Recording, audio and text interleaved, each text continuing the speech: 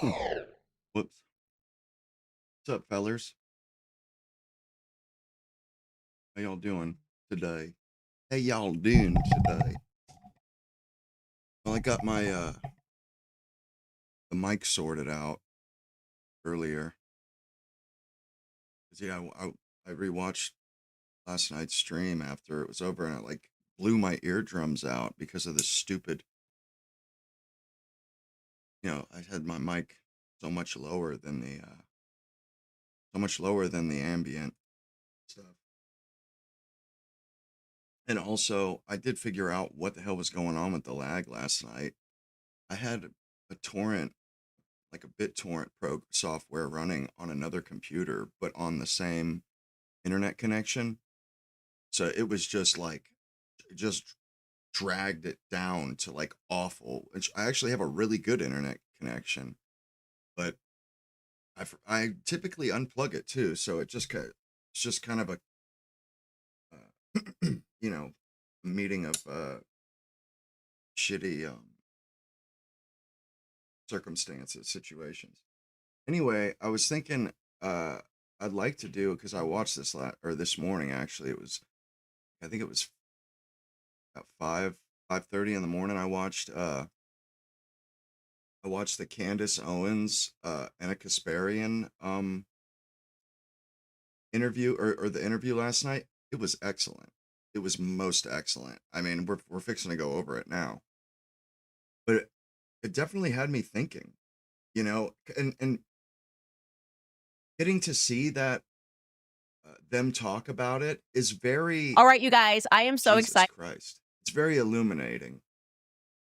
At least in my opinion. It is Oh, wow. Okay, yeah, the mic's on. It's very illuminating, and it had me thinking about things in a way that I haven't thought about them before. Like, um, what exactly it is, this force that we're dealing with, like that we're up against the wall fighting, and you know how the force that we're fighting, our opposition, how they see things, and how they're reacting. I mean, it was just a very informative, and they're both in the know. Candace, she's investigated this stuff, like spent, a lot of time looking into this, looking into Charlie Kirk, seeing where all the improprieties are. And Anna Kasparian, she's been on the Israeli lobby's scent for years now. You know what I mean? They both are deeply, highly steeped in this topic, or in this news event or news site. I don't know how you refer to it, but they're deeply steeped into it. And hearing them, they hated each other at one point. So them getting together, it's like a lot of information comes out, and you can just tell that they're both very knowledgeable. I mean, very knowledgeable. I have been saying, probably seen this all over online, that I have been dying to host Anna Kasparian, because I feel like at the exact same time, her and I had perhaps a broader awakening about this left-right paradigm that is not serving the left or the right and is only serving the elites. It's how we are all feeling right now. And similarly, her and I are both under a very severe attack from Zionists who, I guess, want our families to be harmed. Anna Yes. Kasparian, welcome to the Candace Show. Thank you for having me. I'm like, And by the way, I never watch Candace. Honestly, it's so rare that it ends up in my browse, or my For You feed onto YouTube. I think it was just because I watch Young Turks here and there and stuff, but I never see Candace's stuff. But I'm not really a huge fan of her typically. I can take her in small doses. I can watch an interview by her and be thrilled by it. But all the gossipy stuff, because that's her. All these people's shows is just a lot of filler. They're having to fill time with their personality. I don't like her enough to be able to watch her just fill up her show with nonsense. thrilled to have you. It's Thank just so you. funny because we hated each other Yes. so much. So much. I mean, Let me turn that it is down for you. wild where we're at, but I'll tell you where I started to change my mind about you. It was a few years ago where, well, first of all, it started with your firing at the Daily Wire and what you were fired for, right? The fact that you were willing to call out a genocide for what it is. And I really respected that because there weren't really any media people on the right at all at that time who were willing to do it. Then after that, you went on, I think maybe a few podcasts where you talked about your evolution in regard to your perception of Muslims. Mm. And I was like, okay, that takes an honest person to say that, to like admit I was wrong. And especially on the right, where, the Islamophobia, which I think is the product of brainwashing, is still. You know, it's absolutely the product of brainwashing. Like I don't like the fact that my country brainwashed me and brainwashed my family and brainwashed everybody that I know. Like that doesn't make me feel good, but it's a fact, It is a fact. Like I know that it took a long time before I would go against what I've been taught, like you don't want to, especially when you have people like Victor Davis Hanson, these old school knowledge or, academics, where they're saying to you, don't you be one of those anti-Semites. They're just a coarse white trash group of people. You don't want, you know what I mean? Like they're making it untenable to question the narrative. Oh, I'm going to be one of those people. I'm going to be one of those low IQ anti-Semites. Ooh, not sure I want to go there. You know what I'm saying? Like, and that's, they indoctrinate you, and then they do that for later on for future reference. They indoctrinate you just in case they need you to swallow some garbage. They indoctrinate you, and then something happens like a genocide or something that is they do happens, and people start questioning, oh, why are they doing, and then Victor Davis Hanson comes out and says, don't you go down that road. They try to nip it in the bud, and it's and they're not propagandizing and brainwashing us so that we think about this a lot. No, no, no. It's something that they place in the back of our minds that they can awaken at any moment in the future. The mainstream media, all they've to do is mention, mention some of the keywords that you were taught in school. Don't forget the Holocaust. And like how they basically they beat it into us that Israel and the Jews, they're a perpetual victim. They can never be wrong. They're always the victim. And then they can get away with whatever they want because they do it. And then as soon as they do it, mainstream media starts going into overdrive and starts bringing up or using words that bring up everything we learned in school. It brings all that stuff back, and it brings those feelings that we had or that we were, after we watched all the Holocaust stuff and read Anne Frank. But it's not simple. It's a very complex, and maybe one day I'll catalog it and figure out how it's done, but it is a very complex thing. It's not just as simple as they shove it down your throat and you repeat the mantra. Nah, man. Nah. They don't shove it down your throat either. They bring you along slowly, you and your classmates and stuff. They bring you along slowly. They do it over the course of years. But everything that you see over those years reinforces Jews are the victim. Israel is the victim. Jews are the victim. Israel is the victim. You're evil. You're evil if you think otherwise. You're white trash. You should be ostracized. You should be blackballed. It's just like, it's rather incredible. But it's not simple, and they do it over years. And then they reawaken those things that they implanted there years later. And it's just like Manchurian Candidate, where you don't even realize that you've been brainwashed until somebody awakens it with keywords or whatever. But that's what was done to us. No doubt about it, man. And all the stuff against Muslims after 9/11, dude, they did that on absolute purpose. It's like they needed a scapegoat. They got us ready for Israel butchering and massacring and slaughtering innocent civilians. And they did it by priming us with the anti-Muslim stuff. And well, I'm going to let it play because even Candace, she brings it up. very much prominent, right?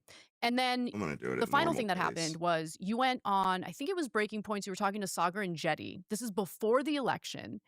You were in support of Donald Trump at the time, but Sagar asked you, you're against invading Iran or going to war with Iran. What would you do if Trump gets elected and he goes to war with Iran? You just straight up said, I will no longer support him and I'll be vocal about it. And I'm like, okay, we'll see. We'll see.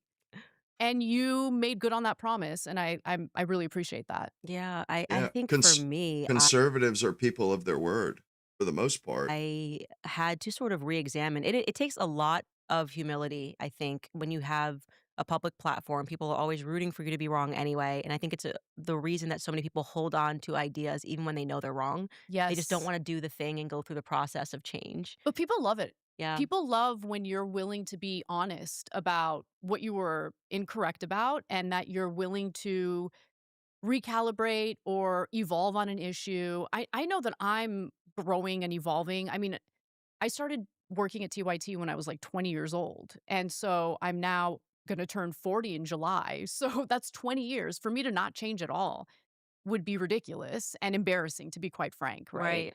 And so I'm proud of my changes. I'm open-minded. I'm willing to have conversations with just about anyone as long as I know it's going to be good faith. Mhm. And we have to find a way to bring the American people together because we are in the fight of our lives. Our Mhm. government is not representing us. And the only way we can change things is if we're willing to build coalitions and work together on our system of government and making the reforms that we need. We need to get money out of politics. Mhm. We need to ensure that foreign governments do not have a say on our foreign policy or our domestic policy. If we don't do that, we're screwed. Our country's done. And so Yeah, and I think honestly everybody is on the same page when it comes to this stuff.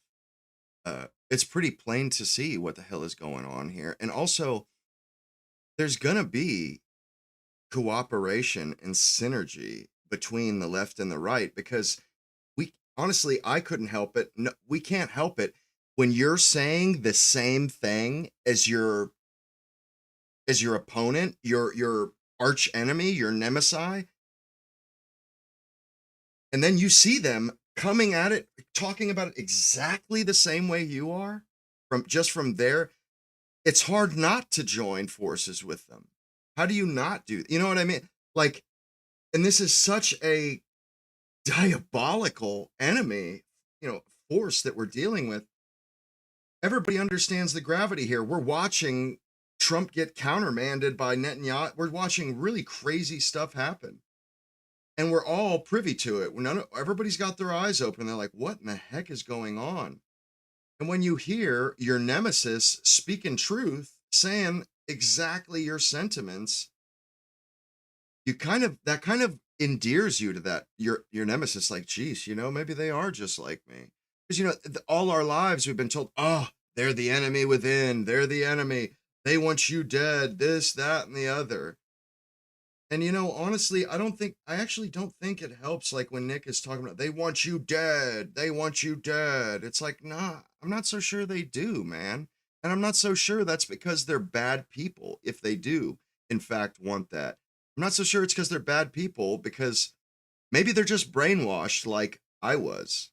And like most Republicans that are okay with Israel are, like we all woke up to this. So it's like, I don't,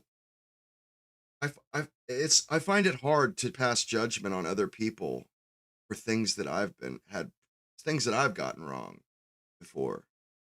I'm noticing that there is some growing unity between the left and the right, the anti-war left, anti-war right, who are privy to the fact that our politicians are super corrupt, that they're bought by moneyed interests. Oh, And you can't really solve that problem with one group of voters. You really need all hands on deck. You do. Yeah. And I think for me, when I started to have these scales fall from my eyes for a second time, by the way, I feel like I sort of graduated to politics and I was like, oh, I figured this out. Republicans have it right Hmm. and the Yep. left has it, Democrats have it wrong. And I felt so great about that. And I felt like so free and so smart. And so then when I Smart. went through this second process Mhm. and was going, wait a minute, why is genocide sometimes okay? And going, I can't have gotten that wrong. Like, come on, Republicans. This is Mhm. obviously what's happening in Gaza is wrong. It's kind of a scary process because then you It have to is. you go, how could I have had this so wrong? Totally. How No, could I have had this so wrong? it's a scary process because politics has become more than just, "Oh, this is a group of people I agree with on policies." It turned into, A I religion. think, a replacement for religion for some people. It turned into, because think about, the era when everyone went to church or everyone went to temple or mosque, whatever. It's your community, right? These are people that you communicate with. These are people who might have different politics than you, but you share a faith, and as a result, you have exposure to people who have different ideas. But then as people became less and less religious in this country, I think politics or political parties kind of became the church, Mhm. Oh right? yeah, And they it's did. scary to go against your community. Right, and that's it. You Yeah, suddenly find yourself in a position where you have to make all new, like, political friends, so to speak, exactly. and Yes. then you see what they are capable I wish of, I was better what at they are. No. I wish I was better at clipping out the parts that I want to like cover. You know what I mean? It's like I don't know. I don't have I didn't go through journalism school or figure out what are the juicy bits, like professionals. Still learning it, but anyway. Late term abortions happen. Land is chosen so they can do whatever they want on this land. Lebanon, and now Lebanon, and then purport to be pro life. Yep, that was one of the big ones for me where I was Exactly. going, we're pro-life and you're telling me that there's an exception because you have some heretical theology that's telling you that, oh, all of these rules are of course we should be abiding by this and of course it's the right thing to do and God, Jesus Christ, and then they go, oh, but unless it happens in Israel then it's okay. So I'm like, oh wait, so there's this random carve out where we can mass murder kids as long as it's in Israel. Why doesn't every mass murderer just go to Israel and just do whatever they want? And then you Yeah. just go, well, they're chosen. So this land is chosen so they can do whatever they want on this land. That was shocking for me. And it Yeah. made me uh go a lot deeper on theology. And gratefully, like my husband is just, I mean, he majored in theology and so it's been kind of a part of his internal dialogue for a very long time. Mhm. And I was like, what am I missing here? Like how did I miss that I was in partnership with these people that you're right. This is not a theology for them. This is a cult. And This is a what's cult. what's really interesting and something that I've always wanted to ask you about is, do you feel that, I mean, I'm sure, look, I'm seeing the success of your show. So obviously there's a giant portion of conservatives out there in this country who side with you and don't fall under the category that I'm about to describe. But do you feel like you were kind of used as a Of course she tool was. earlier in your Of career course. Absolute. I to a know, not basic, feel. mhm, It's a fact. because when Yeah. you're critical of, let's say, the Black community, oh, they love it, right? That's when you get a platform and you get all the plaudits and speaking engagements. But once you speak out against what's Well, hey, Anna, we didn't, we haven't historically had a lot of black people on our side advocating alongside of us. And we're not, as white people, we're not allowed to criticize the black community. As soon as those words leave our lips, we're, oh, racist, evil, bigot, prejudice. So, yeah, of course, when we get an articulate, uh, you know, pretty articulate, young, intelligent female, black female, and she's agrees with us, well, no shit, she's gonna get a platform. Wake up. Why do you think you have a platform? happening in Gaza, you're not that useful tool anymore. That was one of the things that was really hard for me to contend with personally, because obviously when I was at the Daily Wire, we were actually kind of in the midst of the same topic, really, right? So it's like you're talking about a race. Mhm. You're saying, okay, this thing happened. So they were saying October 7th happened. BLM was saying the George Floyd thing happened. This is going to be the impetus now. And they were doing things that, in my view, still to this day, we're just wrong. I don't care what happened in Minnesota. You don't have the right to go into Target and grab a flat screen TV, right? Mhm, mhm. And so I wanted to do a documentary. I wanted to dive deeper on the topic. And it was round of applause from a Daily Wire. This is amazing. Give her a platform.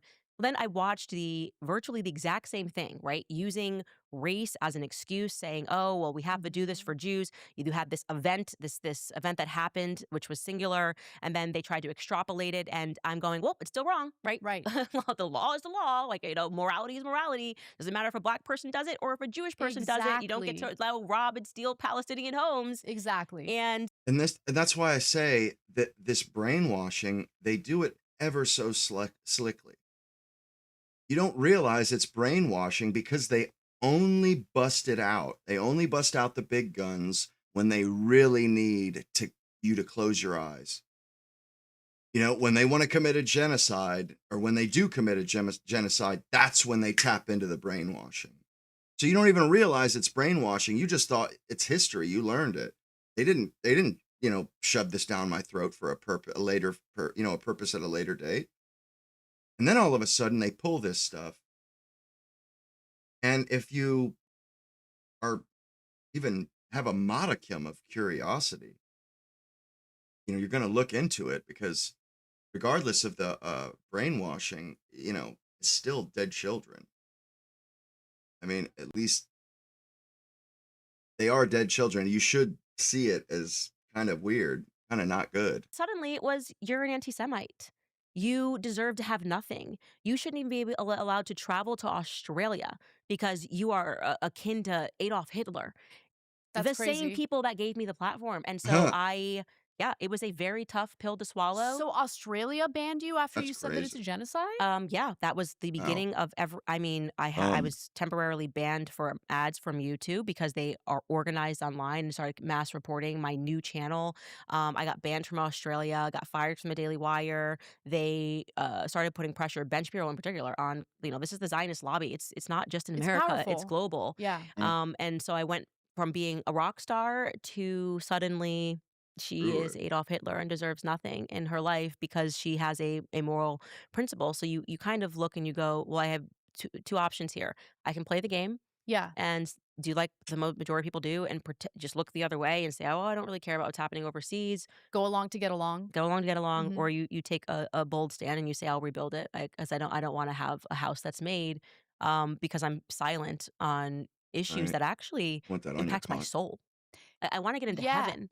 Okay, I mean, there's that for sure. Nobody wants that on their conscience. Not,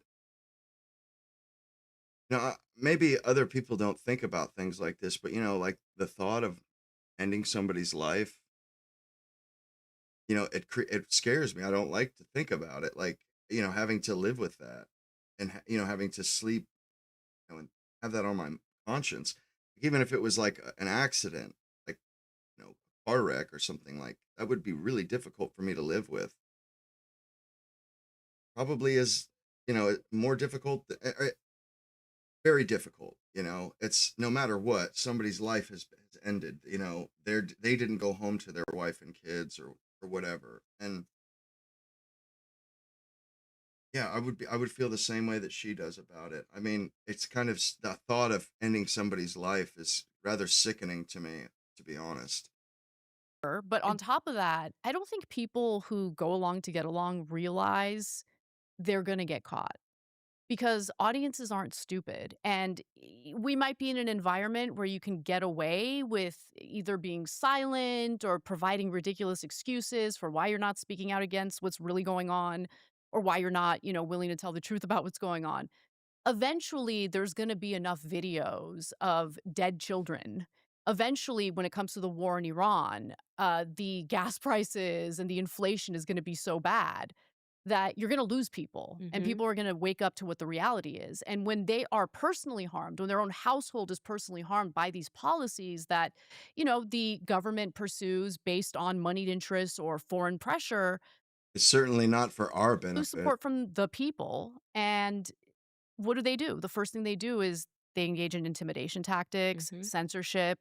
The more the, pro-Israel crowd and the Zionists attempt to censor people and intimidate them, the more counterproductive they're being for their own cause Right, but because it wakes people up. they don't think long term. They're always I thinking know. short term and what's right in front of them. They're not trying to make friends.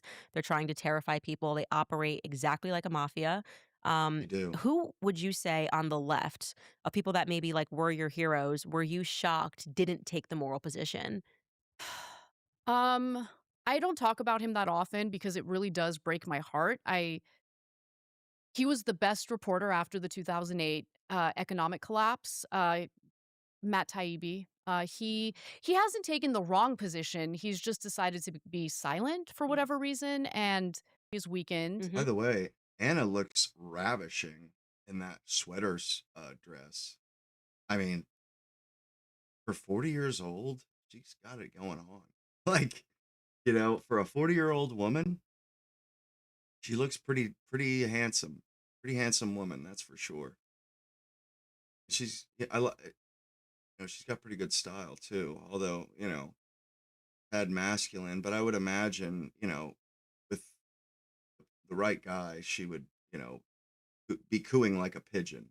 We don't have the manufacturing capacity that political space who's less intellectually curious than Most Megan McCain. unimpressive. She's so I mean, she used to See, there's doesn't gossip. I matter to just them didn't have time to chop this thing up.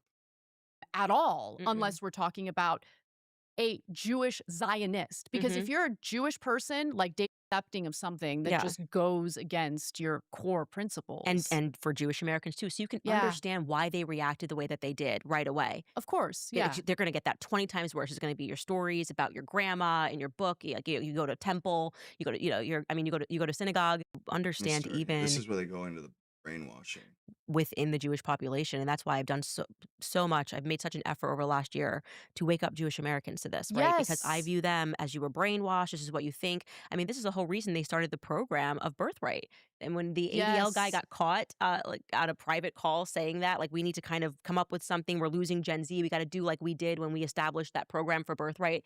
And this is why Diabolical. Max Blumenthal has done such incredible work because he went on Diabolical. And birthright and he spoke about but that experience. I They're know. brainwashing them so young, right? We are all subject to brainwashing. We That is are, the of most course. important Of thing that I course. think I have come out of learning as like, how did I get brainwashed? I thought the same thing. I was watching the Holocaust movies. All of that is a part of your growing up, your brainwashing experience, what you're learning in the classroom, your who is the victim, and who do you have to defend, who is being oppressed.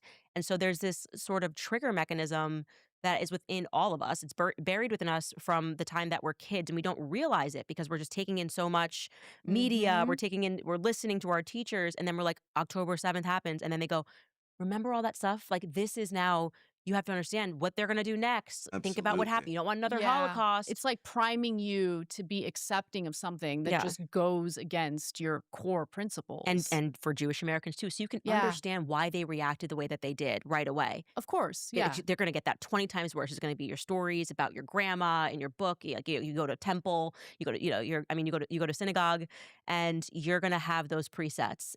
And then it went too far. And a lot of Yeah. them snapped out of it. And now I get Jewish people emailing me, being like, Totally. I don't know what this is. I don't know why I'm being told I have to defend Jeffrey Epstein. I don't know why I'm being I mean, told it's I have to wild. defend Bibi Netanyahu. So Can we just address how brazenly obvious, like, okay, when every pro-Israel media figure comes out at the same time and basically says, "Oh, there's no big deal with the Epstein files, they shouldn't be released." You're giving it away. mhm, Like, you're giving it away. Like, you mhm, guys are too mhm. obvious.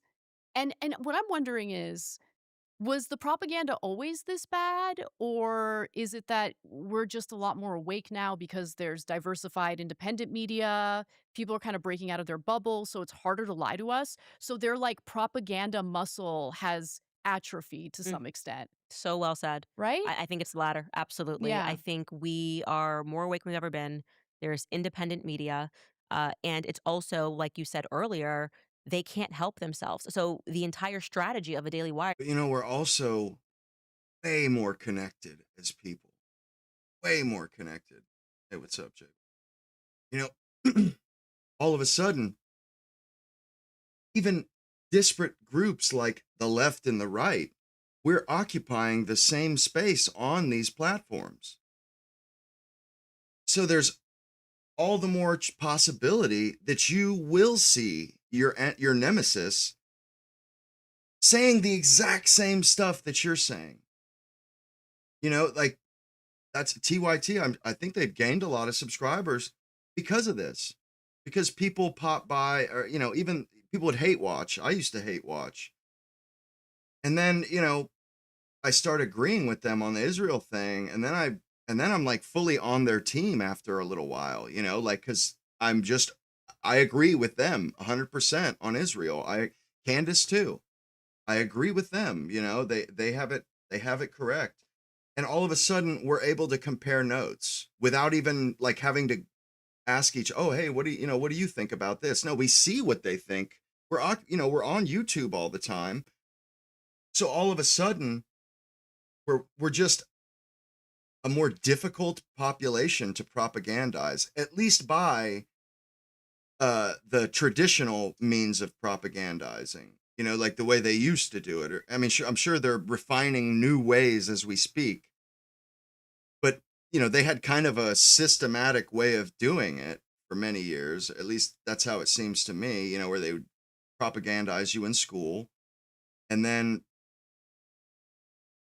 they bring the propaganda, like the Manchurian candidate. You don't even realize you've been propagandized until they need you to shut up, or they need you to look the other way.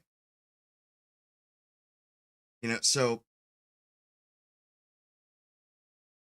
yeah, we're just a hell of a lot more connected now, and they either their muscle their propaganda muscle is atrophied, like she said. Pretty decent analogy. Or we're in times have changed, and those antiquated, obsolete ways of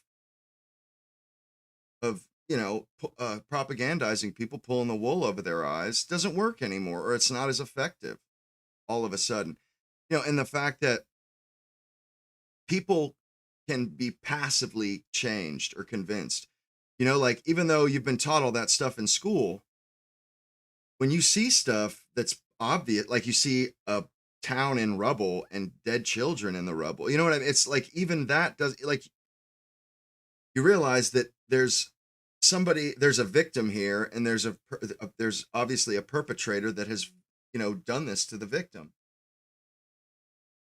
So you don't even have to go out looking to be convinced or looking to be persuaded, and you can be persuaded. You know what I'm saying? Like, so there's a lot of things that they can't contend with right now. They don't own every YouTube channel like they own every legacy news channel. They don't have the ability. They've been able to censor pretty well, but it's gotten out of hand, and all of a sudden people that are against Israel, they're almost channels anyway, are almost a dime a dozen. And it doesn't matter what side of the aisle you're on, you're going to be exposed to this stuff eventually. And whether you believe it or you believe people like Victor Davis Hanson, which, I got buffaloed by it for a little while, where, because my entire childhood, and there's another way that it's they plant a seed in your head. They always, growing up, you hear them refer to anti-Semites in passing, like, you know what I mean? Like, they talk about the Holocaust, and then they say, yeah, the only people that talk about this stuff or refer to this stuff, they're anti-Semites, they're neo-Nazis, and they show you pictures of people with shaved heads and swastika. You know what I mean, though? They do this work, they do associations, and they make sure that you associate anti-Semite with subhuman behavior. You know what I mean? Like, so when they call somebody an anti-Semite in the news, or when you're an adult, you automatically, I don't want to be, I'm not a low IQ anti-Semite. It's off-putting. So they know how to brainwash human beings. They try to destroy me, Mhm. actually woke a lot of people up. It's like, my goodness, Totally. Candace was going around Judeo-Christian, doing all the things. She worked at Prager. You want me to believe that overnight Candace Owens became an anti-Semite, For Adolf real, Hitler? though. I She was know. working with, Ben Shapiro and Marisha Straight and Dennis Prager, and they're like, yeah, no, it's it's crazy how it happened. She fell and bumped her head, and now she's Adolf Hitler, and that it's the whiplash. I don't know why, but this episode, I thought Candace was actually quite witty and quite entertaining. She's not a stupid person. some of her quick wit and how she just kind of had stuff ready. I mean, and you can tell some of the stuff comes off the top. She's riffing and she's quite quick witted. Um, so I'm not quite as, I kind of bash Candace. I just really, she was just off putting. Well, she earned a little bit of respect or admiration from me. I no longer think she's a low IQ moron, It's too low fast. IQ chimp. People Yeah. go, okay, maybe you had me at Nick Fuentes. This is like if people go, okay, he was done early, he's 18, we didn't know who he was. But they just start moving, and then you're going, it's Candace Owens. Oh no, Tucker Carlson bumped his head and became Adolf Hitler. Right. Yeah, It becomes way too, and then yeah, you go, okay, let me go back and really see what's happened here. Totally. exactly, Because I mean, look, exactly. Nick Fuentes' rhetoric is nowhere close to Tucker Carlson's rhetoric. Oh, Not come nowhere close to it. They're all in the same box. Right. But they're lumped together. And to me, this isn't really about hatred toward Jewish people, which I find immoral, just like I would find hatred toward Muslims or hatred toward Christians. Like hating any group of people simply based on their identity is Nick wrong. I've doesn't always hate been Always against anyone. wrong. that. Yeah. Why But do they always construe this? Nick doesn't hate anyone. He wants the same thing they do to get the world Jewry. rem- They have control over our country. He's advocating against that. He's not advocating for hurting these people. I don't like that. Kind of bothers me how they do that. um but yeah, I just seems like I forgot where I was going with that. Yeah, a lot of people I think they were just kind of part of this It's disingenuous. algorithmic bubble It feels. where they're only exposed to one Oh, thing. And when it came to the Muslim population, I think that the dehumanization Mm. was seen in the media across the board. And that brainwashing worked for a really long time. I mean, it definitely convinced Americans to support wars that we shouldn't have supported. Going back to those presets when we're in our Yeah. youth, 9/11. presets. That's a Yep. good It way to was put so it. raw. It was so scary. The way they made us stand up at 9/11 every day, the time in Mhm, school. mhm. I Moment of remember that. silence for what the Muslims did to us. Think about like that's kind Yep. of so I was just like Muslims, like this is just how they live. This is Ugh. what they do. Yeah, And subhuman. didn't register to me as Islamophobia. I just thought Right. I'm educated. It's a token of your education to understand how Absolutely. despicable Muslims are. I remember that. I Yeah. remember that so well. I remember the unfair attacks against Muslims. By the way, I mean, there are different Muslim beliefs, like sects and whatever, but Yeah. everything was just lumped together. Mhm. Muslims bad, and And this is gonna see, be used. I was in sixth grade when the 9/11 happened. So I got the full full full blast from that shotgun of propaganda. I mean, I was in sixth grade. I was the target for the like after that happened, they were like, "Oh, we need to get these guys before they get too old." Like I mean, it came swiftly, man. Like it came quick and it was overwhelming. And I despised Muslims. I don't even know why. For when as a kid, like throughout school, it wasn't until I was an adult and spoke to a couple of Muslims, that I had met my course of living my life, and they came off as perfectly reasonable, perfectly normal people. And honestly, I don't want to hate anybody, and I don't want to like. It's not good for you. Like truly, it's not good for your psyche. It's not good for your self image and stuff. And honestly, I despise our government for making me hate those people. I despise our government for manipulating me and doing it with them, doing it with Jays. You know, like we thought our government was better than that, and that our country was better than that, but we're not. It's like we might even be worse than Russia or the USSR. Maybe we're the evil empire. Used as a justification for us to enrich defense contractors. They profit off war. Oh, Right now, there's a town in Alabama where they make rockets and military weaponry, and it's booming all of a sudden Mm. because of the war against Iran. And it's funny listening to an interview of like one of the workers there because they're able to like compartmentalize the economic boom they're experiencing from what it's feeding into. Mhm.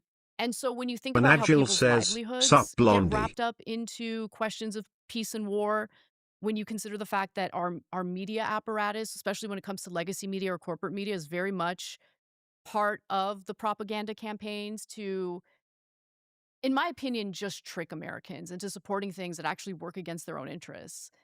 All of that stuff started to kind of get chipped away at by independent media Mm-hmm. and people being willing to honestly critique their own side.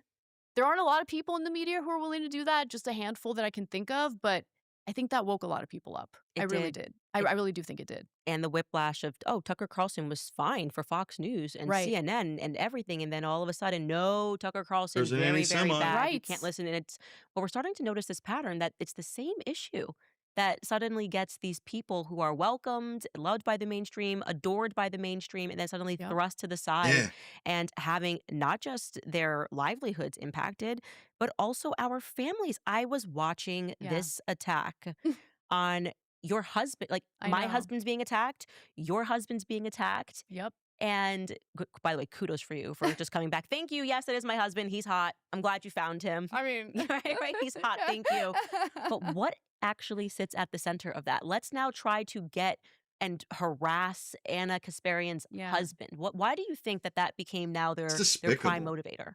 Well, because I don't want to say I'm unbreakable, but I am kind of unbreakable. Like I'm the kind of person who does not respond well to others telling me what I can and can't think or what I can and can't say.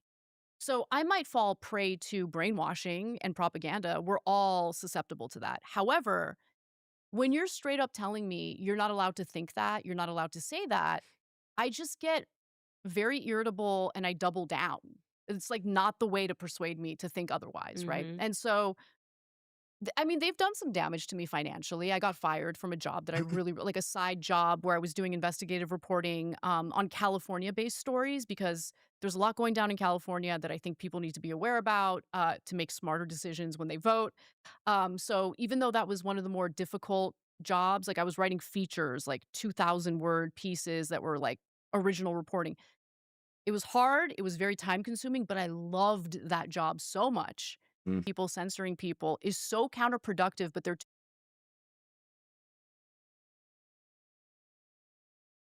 they We're are. going after people's husbands. We're going after people's lawyers. We will try to just harass you, and it's obviously not working at all. It's not I'm like working. you. I just dig my feet in even more, and I'm like, let's suit up for battle. Let's do this Mhm. thing. I'm not Yes. going to be broken by this. Yeah, You I'm the guys have tried. same way. As soon as somebody tries to tell me what I can and can't say, I'm like, well, you can go screw yourself. How about that?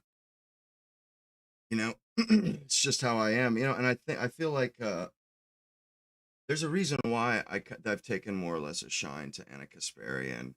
And honestly, Candace is starting to kind of rehabilitate her image in my mind too. These aren't stupid people. These are very intelligent people. They're curious people. Um, and it shows. And Candace, I'm sure she was an ignorant chimp not too long ago. But whatever that was, she shed that. I mean, she's a very smart person. She does pretty tremendous investigative journalism. I mean, she finds out details. She gets in there and gets that knowledge. And most people just haven't the appetite. They don't have the tenacity and they don't have the inclination or the willingness to go and find that stuff. So anytime I find a source that has that's privy to this kind of insider information, they I can't help but admire it. That and Chank also, he's not a stupid guy. These are very intelligent people. A really profound and clear sense of justice is a marker of high IQ. So, like, when you see Cenk Uygur all butthurt about something, or like how things are immoral, and they always say immoral. It's like, bro, you mean immoral? You mean immoral, right? It's not immoral, bro. It's immoral. her and Anna and him do that. And what's funny is I can see the osmosis between them. They both use the same filler words and stuff. Like Chank and Anna, they both say right. They say right after they make a statement. You know, they look right. Am I right? Don't you agree? Yeah, that's what they're asking. And then there's a bunch of them though that Anna does, where her and Chank have the same kind of manner, which I find that endearing actually. But they're not stupid people. They really aren't. And the fact that they are so bothered by injustice, I mean, honestly, it is a marker of intelligence. You know, a very high standard for justice. You know, and it is. I've looked it up and stuff because I heard that and I was like, really? Yes, you know. But I looked it up. It is when you see somebody who and you guys see how I rant and stuff. Normal people don't get upset about things like that. You know, like I honestly I cannot help it. I can't help how I feel, but when like injustice absolutely drives me insane. I seethe, seriously seethe under my collar when I see Israel rubbing things into our face. That's how it feels to me too. Like somebody is rubbing something in. They're twisting the knife and laughing, pointing their finger in my face. And when I see other people that exhibit the same traits that I have, that automatically I'm endeared. That person, that's an endearing thing, that I share traits with them. And I can't help but admire people like that because I know what drives them. So much. But right now, I mean, the radical nature of Trump's tweets right Oh now, my gosh. they're Seriously. unhinged. And I used to enjoy, they used to be pithy, one sentence, and hit at some modicum of Yeah. truth, like Mhm. only Rosie O'Donnell. That was just funny to people because it's like he's saying basically Rosie O'Donnell.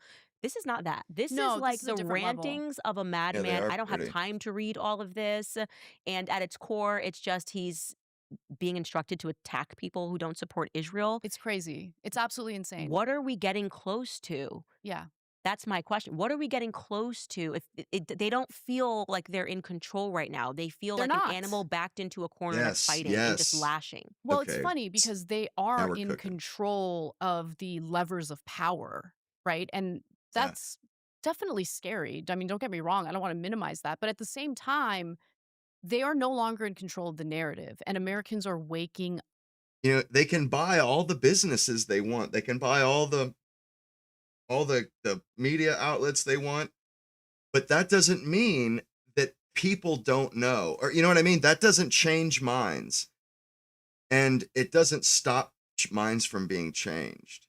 It may keep the people that are on the plantation, the boomers, it may keep them on the plantation, but it doesn't do anything. They don't have a death grip around our windpipe anymore. Like, am I lagging?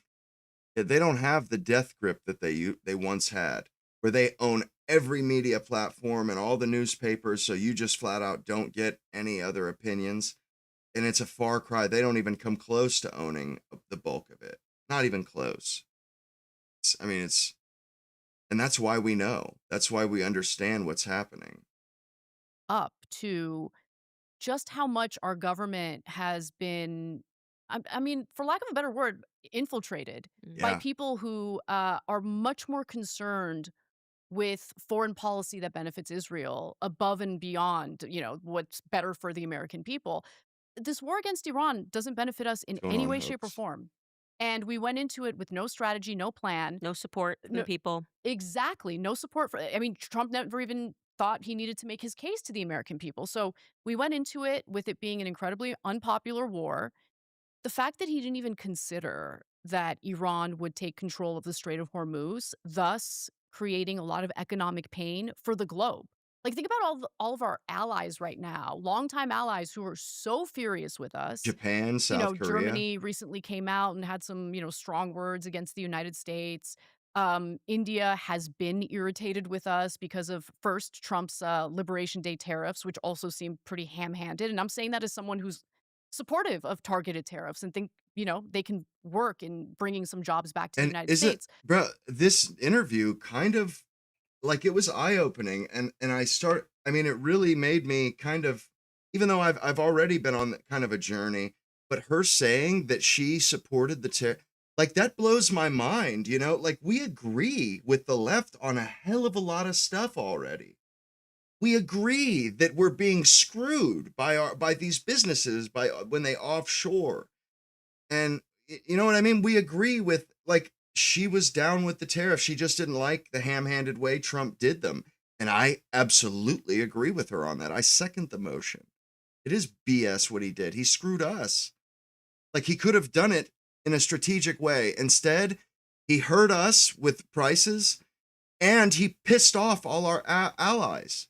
The people that we're like strong allies with him. Not Israel, but every other country that helps us and we help them. It's ridiculous. But the way he did it made a lot of enemies. Again, I go back to the issue of our, military being weakened because we've given so many weapons away. We've used so many weapons and we've depleted 80% of our missile interceptors. Mm.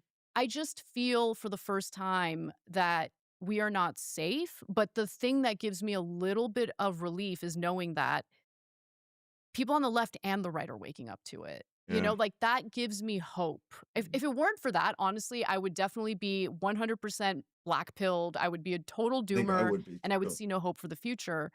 But the people are waking up. Right. And so the fact that the individuals you're referring Like, and honestly, I could not imagine if the left had no clue what was going on. Like the right was totally oblivious to all this stuff, and the left already figured it out. They figured it out before we did.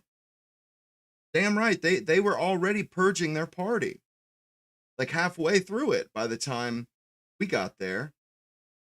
And I remember hearing the Israel First cucks bastards referring to, oh, no, yeah, we're good we're good people over on the right. We don't have any of those extremist anti-Semite kooks like they do. That's what they would say. And just I do see hope in that. And once, if we can kind of join teams on one thing, well, if we can cooperate with each other on this, I feel like it will bring us together enough to see the humanity in each other, and also to, we're not going to we're not going to see them as outright evil enemies anymore, because we're working, we'll be working with them, but also some of their, maybe they do have some economic policies that didn't want to listen to because of the other things, or you know what I mean? Like, this puts new light on things, and I'm more apt to listen to their opinions if, you know what I mean, if they show some sanity. If they're gonna they see the enemy that I see, the most important, most dangerous enemy, if they have identified the same thing and they want to throw in their lot with us, I think we would be fools not to take all the help we can get, because we're in a street fight with Israel, and they're playing hard ball. They're not stupid. who are backed into a corner don't have control of the narrative. That's why they're backed into the corner. Mm-hmm. And they don't know what to do. So they're lashing out and attacking family members, but it's only helping our cause when they do that. And they are too. And if you even question Israel on X, you will get bombarded by Israeli agents that have, Il Yacobi or whatever that scumbag's name is. All these different Israeli agents that come out of the woodwork, bots and agents, and just start pummeling you. I mean, they will just one after another, and they will get disgusting with it. I mean, grisly. Talk about, like, doing evil stuff to your mother and stuff. I mean, awful stuff, man. See, I don't mess with Reddit, man. It's a cesspool. I'm just not into that. You know, although I used to use it, but it's kind of a cesspool, and it's just a bunch of leftists that they're not even moderate and reasonable leftists though. They're crazy. They're closed-minded. They're the prejudiced bigots of pre-civil rights era South. And I'm I, you know I I agree with a lot of the sentiment in the South pre-civil rights, but what I disagreed with them on is degree. I think they took it too far. But I kind of agree. Segregation is not a bad thing. And if people want to be segregated, they should be allowed to. But I do still acknowledge that there were some pretty radical Southerners that did some pretty disgusting things, and I don't hold with that. Because people see it and they're just like, ew, this is disgusting behavior. Why are you going after a PE teacher Hmm. who never said anything about Israel at all, you know? And anything I've said about Israel is not anti Semitic. Israel has carried out a genocide, continues to carry out a genocide in Gaza. They were occupying 53% of the territory. Now they're occupying 64%. Just last night, I read an article about how they quietly redrew the map of the area of Yeah, Gaza that they're going to occupy. So from 53% to 64%. bro, We're all they just quietly slip in there and take another 10% from these people. They're just gonna rob them while they're murdering them. They use these big boundary stones. They call it the yellow line. But they use these big boundary stones as markers to show where the yellow line is. They look like 1-ton stones. These sons of bitches picked them up and moved them blocks away. I mean, this is despicable. And what's crazy is this is something that elites have been doing for centuries, man. And because property used to be marked with stones, they would use big boy stones and put them on the corners of property. That way, they didn't have disputes all the time. They didn't have to settle dispute. They could just say, yeah, this, you're on my land. And they would use stones that were too big for one man to pick up.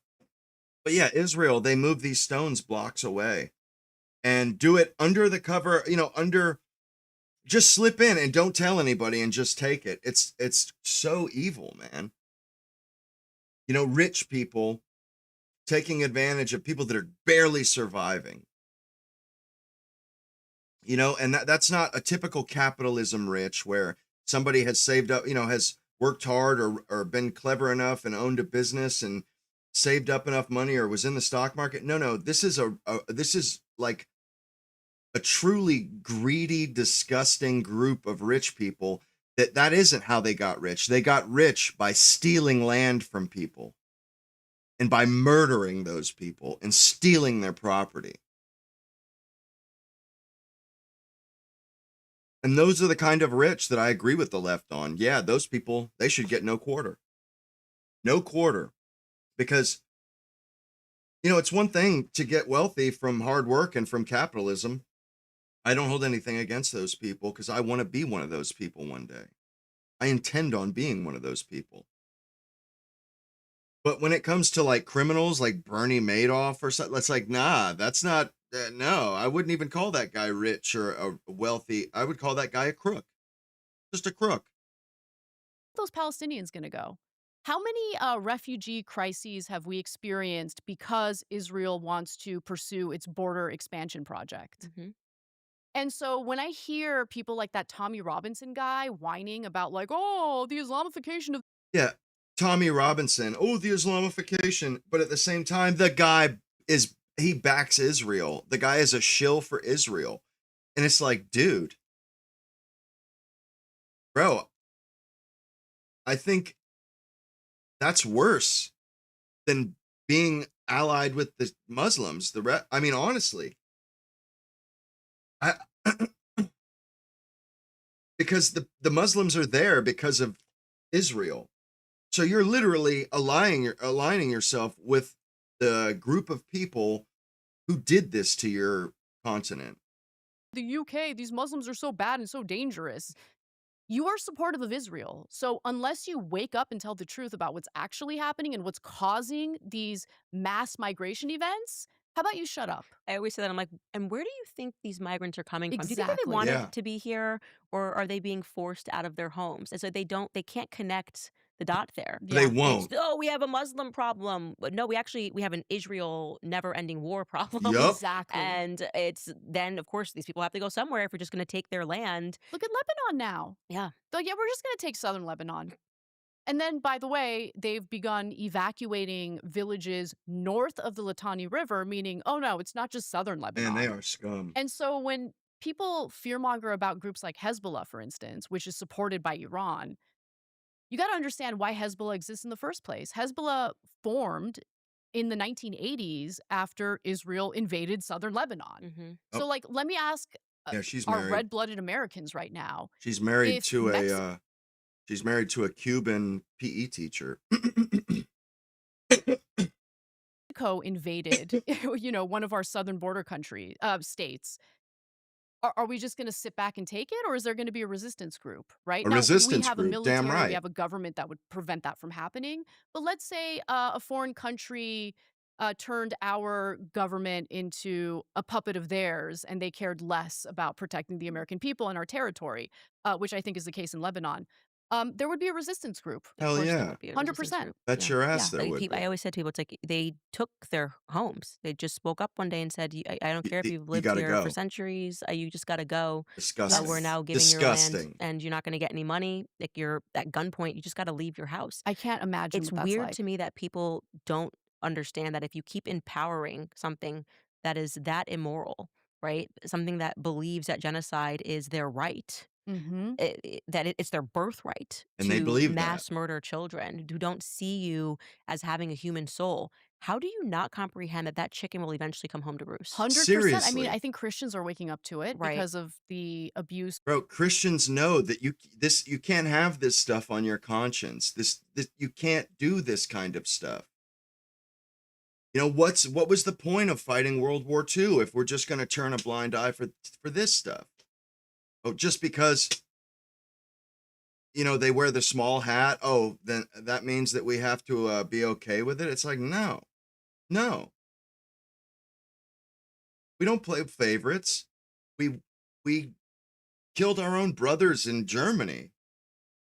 We put them to the sword over what they did or were doing. Well, we should be an equal opportunity purveyor of righteous, righteous justice. You know what I mean? Like, seriously.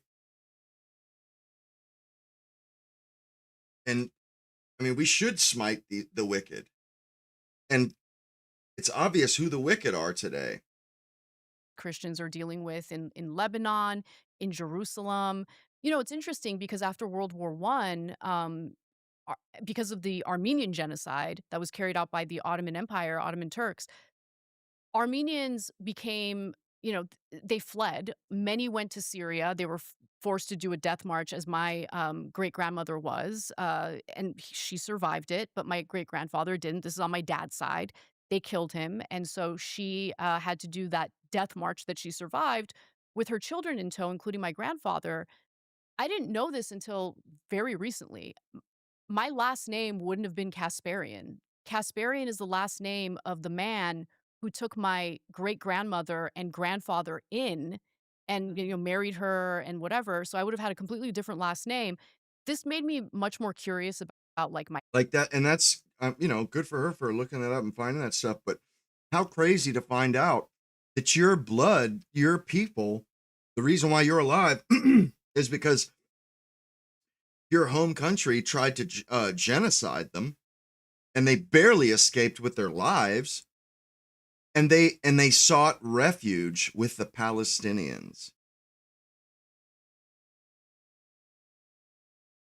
And then to see them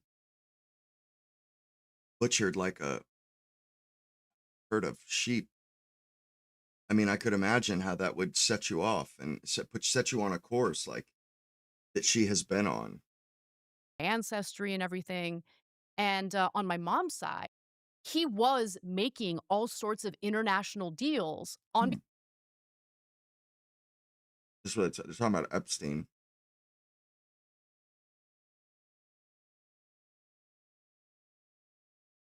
What now? My grandfather. I didn't know this until very recently. My yeah. Mhm. He was brought in for the arms deal.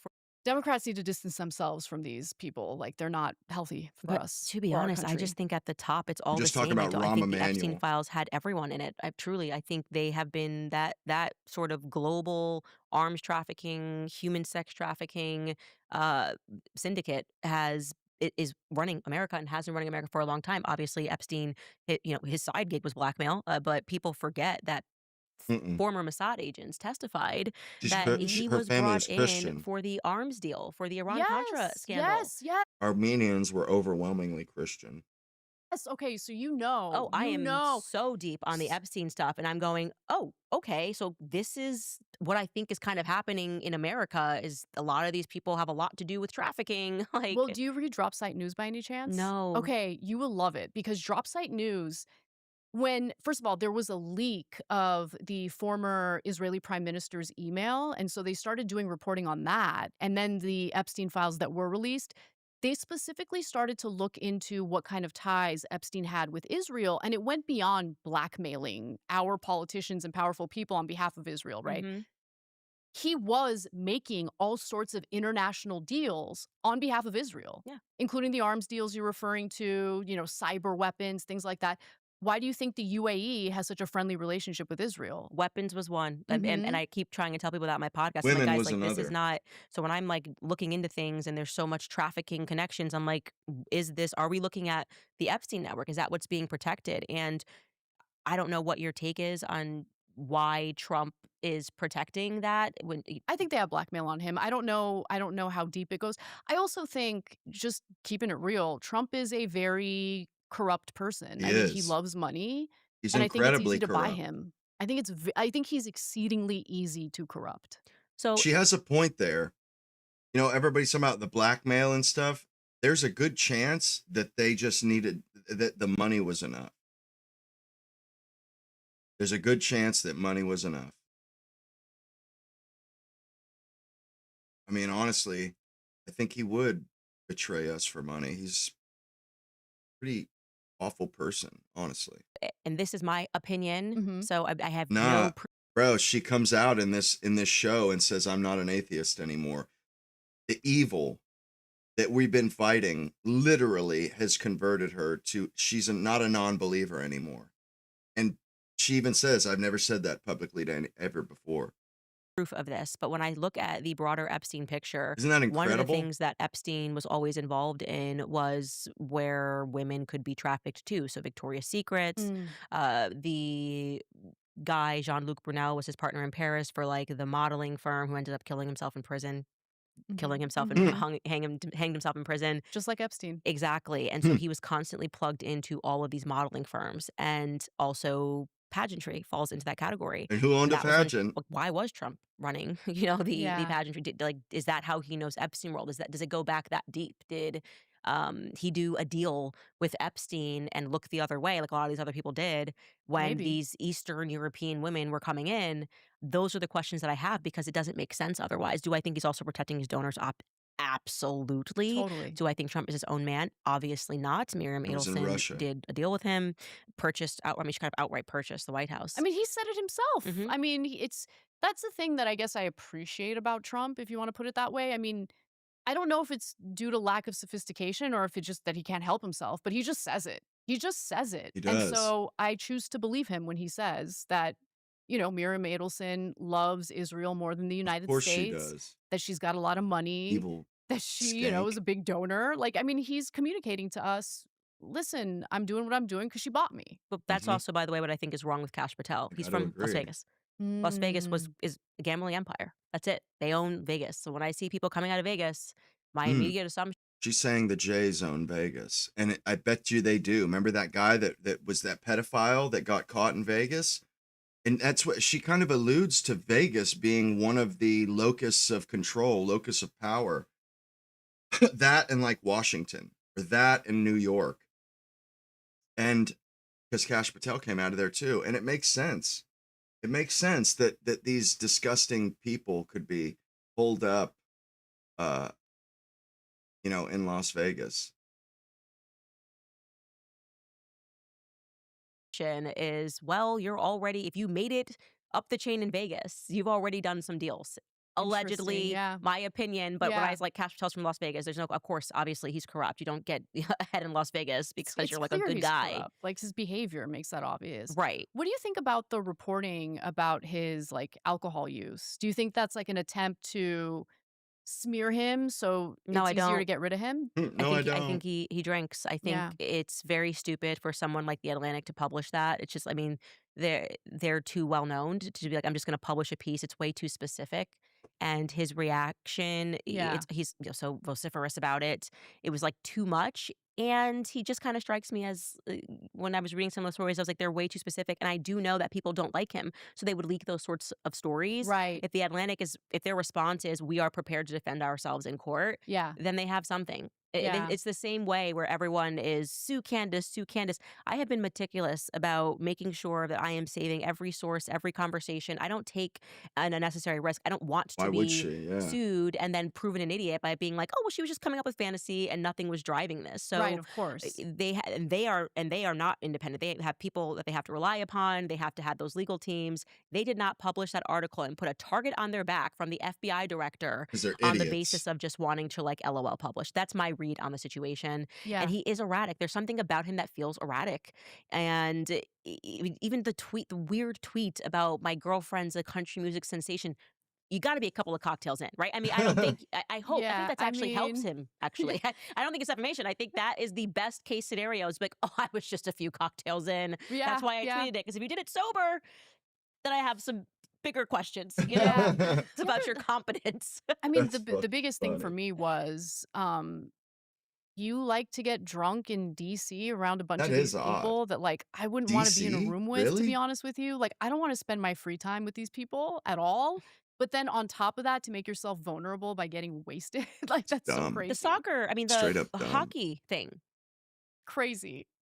I just crazy, crazy. The FBI. And people defended him on that. Like, oh, he's celebrating US won, like whatever. And let's okay, fine, whatever. But now in retrospect, when you realize that he clearly has a drinking I problem. think that was very strange. It's just, Yeah. you can celebrate, you can high five, but it was just like it just felt very frat boy about it. It was That very frat boy.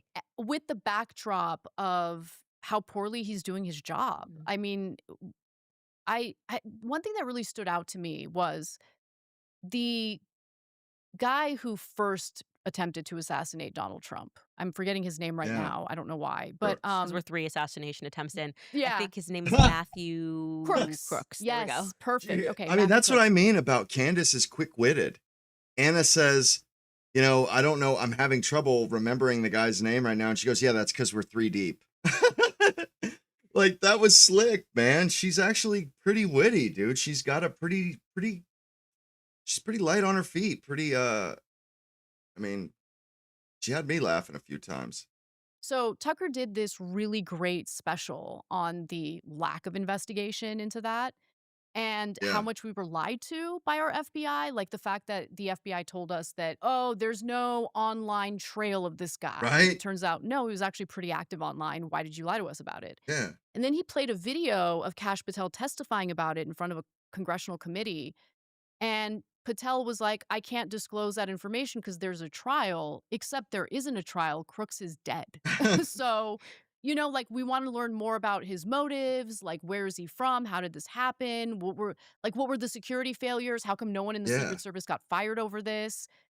We're not getting any answers. So I look Nothing. at our government, I'm just like, this is all kabuki theater, and these people don't represent us. They don't care about our safety. They don't care about our Damn right. country. They don't care about the injustices that get carried out against, some of the biggest public figures in the country. Mm. So, like, how the hell am I supposed to trust this government? And I it makes me increasingly angry, to be honest with you, when you see how much of our money, Hmm. how much of our earnings goes toward a government that squanders it. And those earnings, that's not just money. That's our life. That's time. That's labor hours in the that's the time that we spend at work, which we spend like 20% of our work lives at work for money that we're paying for the government to exist. 20% of the time we spend at work, sometimes higher. But not only is it the time, but it's also the work, man. Your sweat that's representative of your time, the hours that you work to fund this garbage, evil government, and the effort that you put forth while, putting in that time. It just, that represents hours of your life that you don't have with your children, you don't have with your loved ones, that you don't have relaxing. Maybe I guess other people don't, or you guys don't kind of agree with me or see it my way, but that is all that, taxes are. That's all money is a representation of time and effort. And when they tax us like this, it's like, man, we spend a hell of a lot of our lives paying for a government that hates our guts and gives all our money away. It's like, what's the point? What's the point, man? Why even live? Why not just put a bullet in my brain? If I'm going to sleep half my life and then I'm going to pay, a fifth of all the time I work is going to go towards the government, what's the point? How much of my life do I even get for myself at that point? Like 20%? Man, it's not even worth it. It's not even worth it, man, for that much time. Nah. It pisses me off. It's injustice. It's real injustice. And I have no problem paying taxes. I'm willing to pay a certain amount, taxes. But it starts to be a problem when the taxes I'm asked to pay start to get ridiculous. And also the places that my money is spent, the black holes that my money is thrown into. It's thrown into this black hole, and we don't know where that black hole leads, but for some reason, the more money that goes into that black hole, the wealthier our politicians seem to get. Bro, I don't like spending a chunk of my life to give these guys pocket money, spending money, so they can sponsor their favorite group of terrorists. Like, and which is what Israel started out as, groups of terrorists that just murdered people. Like that's how they got their foot in the Middle East. When they first came to Israel, they came as just a bunch of murderous thugs that blew people up, innocent people. Like Israel, they are downright, they're a truly evil force on this planet, and I would give my life to fight that country. I would push back on your point that Cash Patel isn't doing his job. I think he is. Interesting. I think that is his job. I Mhm. agree. And that is why he is in there. They put him in there and they tell him what to do, and it is to look the other way and to come up with excuses. I think he Yep. is executing his job perfectly. Well, he hasn't been fired yet, Yeah, so his job is being executed perfectly. And His to job is to not look protect into the elites, certain and shame on us for thinking that his job is to make sure justice is served. And he paid all that lip service. If I get in there day one, here's what's going to happen. None of those happened because he went in there in the same way that Trump went in there. I don't know who their boss is. I actually think both of them have the same boss, if I'm being frank. yeah. They both answer to Vegas and Tel Aviv, but it's clear to me that he is doing a great job for the people that he actually works for. Yeah. And I obviously have a lot of resentment, particularly for Kash Patel, because of the Charlie Kirk situation. Mhm. Looking at what he has done, the fact that he won't hand over the documents, and the theater of that, the theater of how they came out, and uh, oh gosh, it makes me so sick. You have no idea how sick it all makes me to reflect upon just the fact that Charlie empowered these people like that. Like it makes me sick. Well, I mean, look, I started watching. I had never Yeah, watched your Charlie show got in bed until with some after he was disgusting assassinated animals. because I'm like, there's something off, and she knew him better than anyone else in the media. So let me see what she's got. But I've got so much going on, and it was hard to follow your your investigation because there were so many moving parts, and oh, I got to produce a show, and so I just kind of like dropped off a little bit. But What were you saying about Kash Patel's refusal to hand over documents? I don't know Right. about that. So the trial, I'm obviously on top of it because I really do think that what they're so angry about right now, more broadly speaking, is that we're staying focused on Yeah. things. Uh-huh. We are designed to be That's an true. ADHD culture. That's Charlie true. died yesterday. I forgive him. Okay, everybody move on. We're all good. Well, let's move on. She's That's moved on. Everyone is. that that strikes me right there. That has the ring of truth to it. What she just said there, that they're pissed that we aren't just moving on at the speed of light like we always have.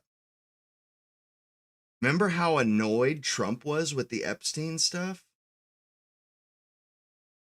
It was almost as though a calculated risk was taken. You know, like they played the games with Epstein because they assumed that we're so low IQ and so easily distracted that they would get us off of it, no problem. And when we didn't, they like, it bothered them. It annoyed them. That's how it came off, is that they were annoyed. Forget about it.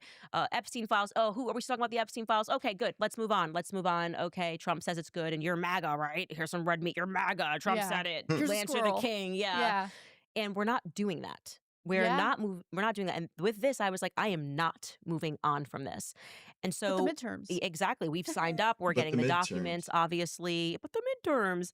And in this particular case, so they obviously, I sat down with Erica, and she explained to me they were sort of moving toward this May date, or where he hasn't even entered into plea yet, to be clear.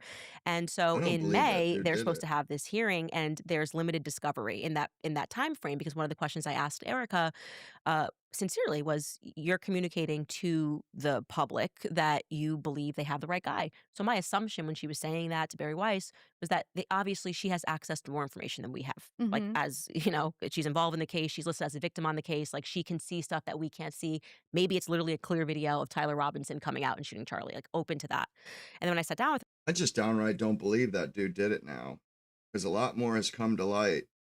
The kid's grandfather is like speaking up for him. So, and we all like, it just, nothing they said was like, it seems like they did this time. They're really sloppy. They left a lot of loose ends. And I feel like it's the new, it's just the new era, technology, independent media. They don't know how to, how to keep a narrative tight. Their narratives seem to have holes in them now. her, she was like, "Oh no, I don't have anything more than the public has, because we're now, what happens is we have to move towards this May date, and the SBI, which is the Bureau of Investigations in Utah, is the state investigations in Utah. They're going to go now find all this evidence that Tyler Robinson did it."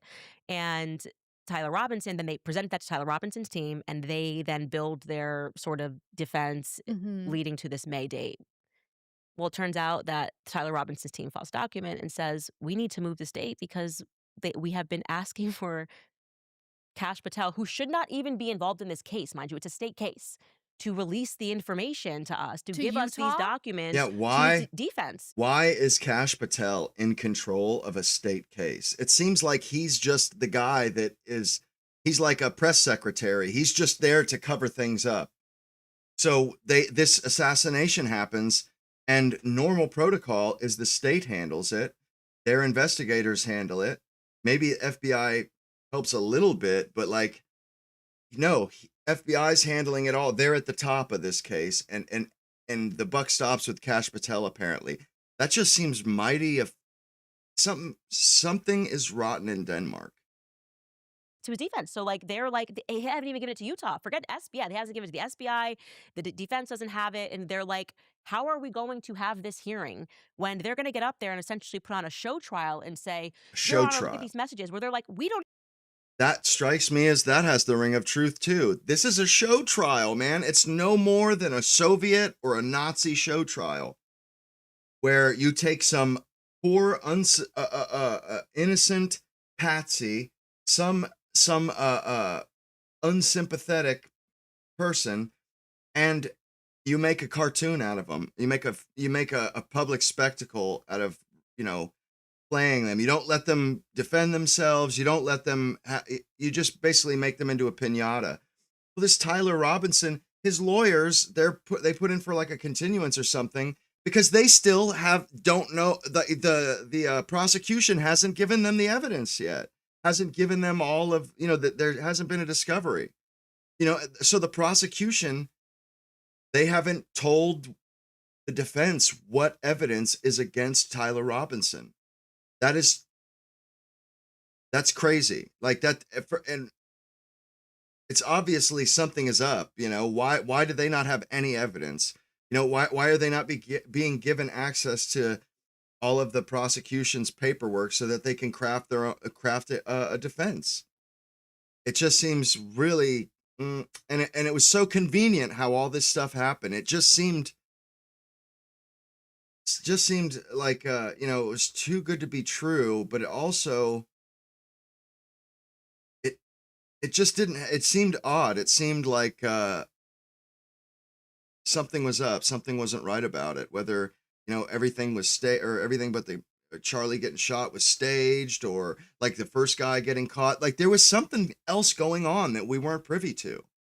Even know those messages are real. That's Right? So crazy. imagine we're moving toward this date and all they have is what Kash Patel told us in the first 48 hours, but they will not give them the discovery on that. They won't give them. So like if I say Anna texted me and said she did it and that they want to say that, oh, blah, blah, blah. She hasn't even been able, the defense has not even been able to access Tyler Robinson's phone. They haven't even been Bro, able to see the gun. Nothing. that's Wow. insane. And what's holding that up? That is Yeah. weird. And also, what's What's up holding with the that up? arbitrary May date, right? Yeah, and that was the thing. They fought back immediately because they were like, we want to make sure that like we get the discovery that we're asking for. And the judge was like, oh, it'll be fine. Don't worry about it. By then in May, if we need to bump it, we will.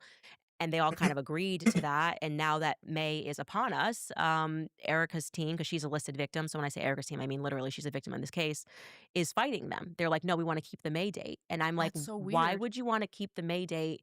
And I've instantly alerted the public to that. I'm Do like, you they are not giving them, we have no idea these shady messages.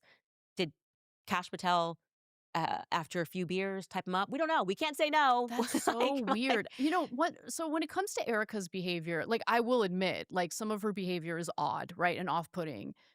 And I try to give people the benefit of the doubt. And I wonder if, her insistence that it's Tyler Robinson and nothing else is shady and like we need to pursue this prosecution, it's definitely him.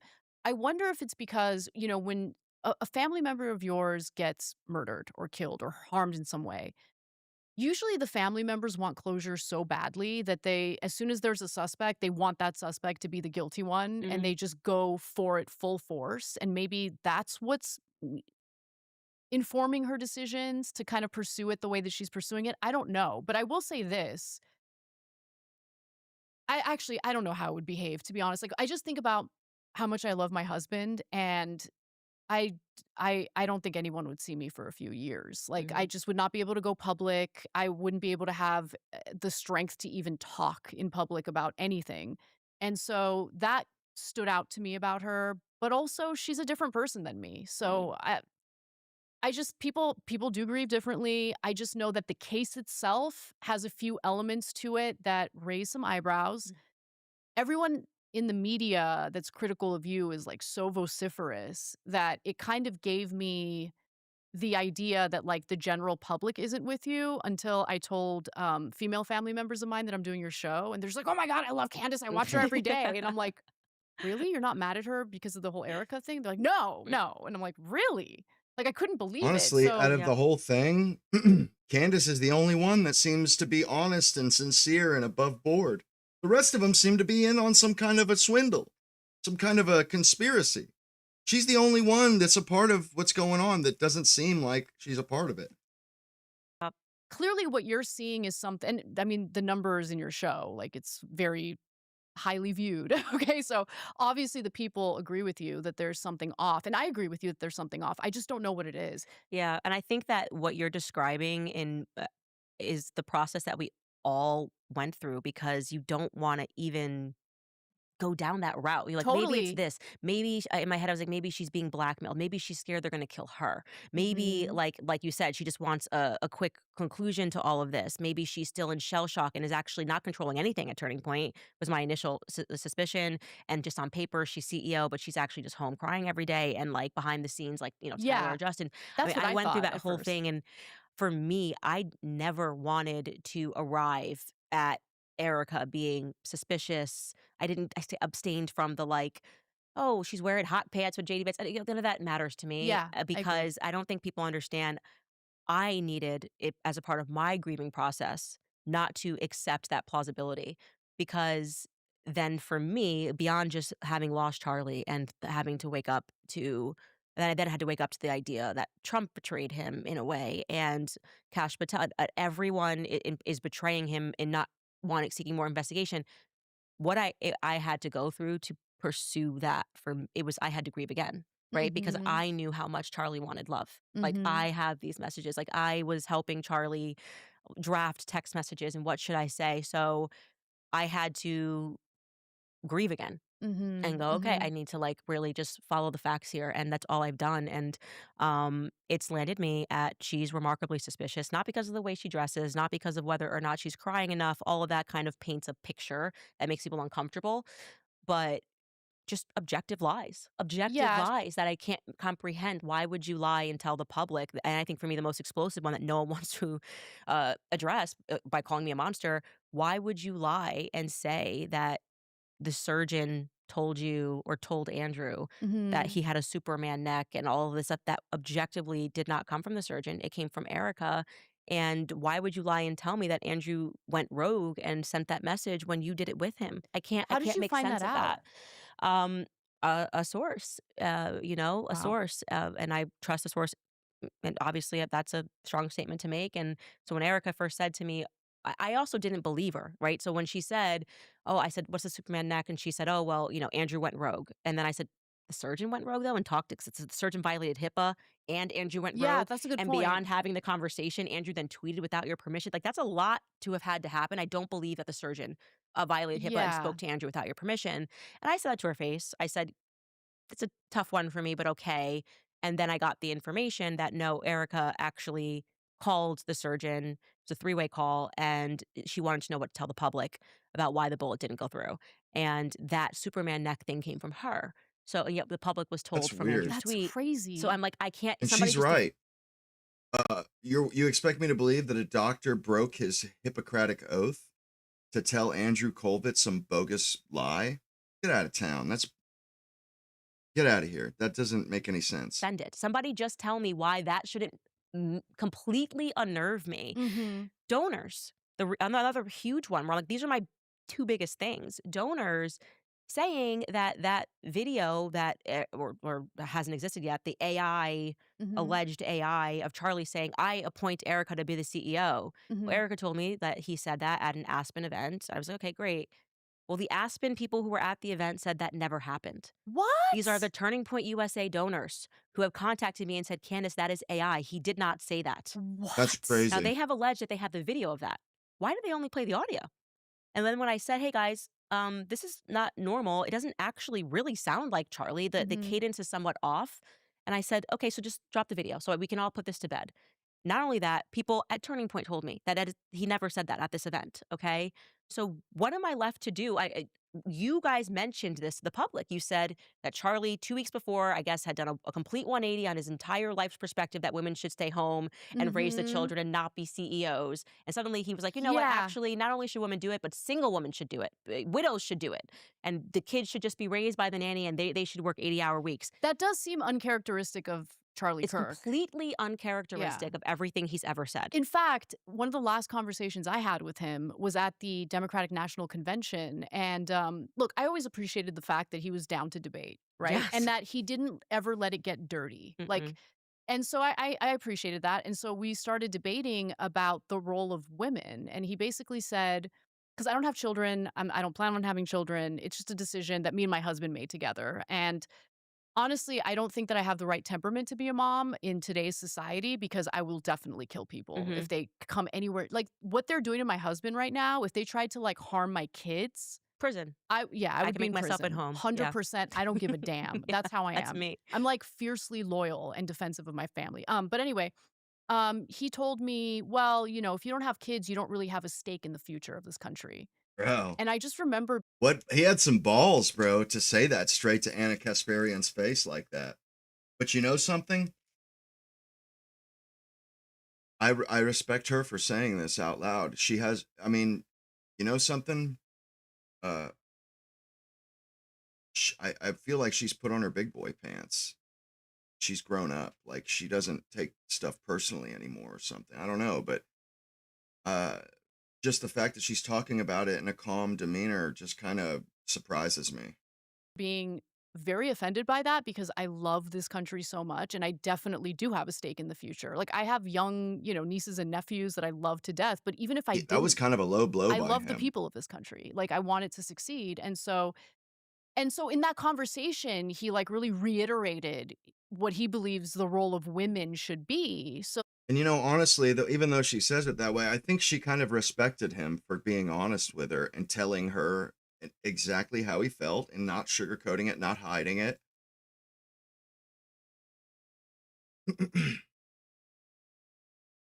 And I kind of respect her. You know, I think that she understands that.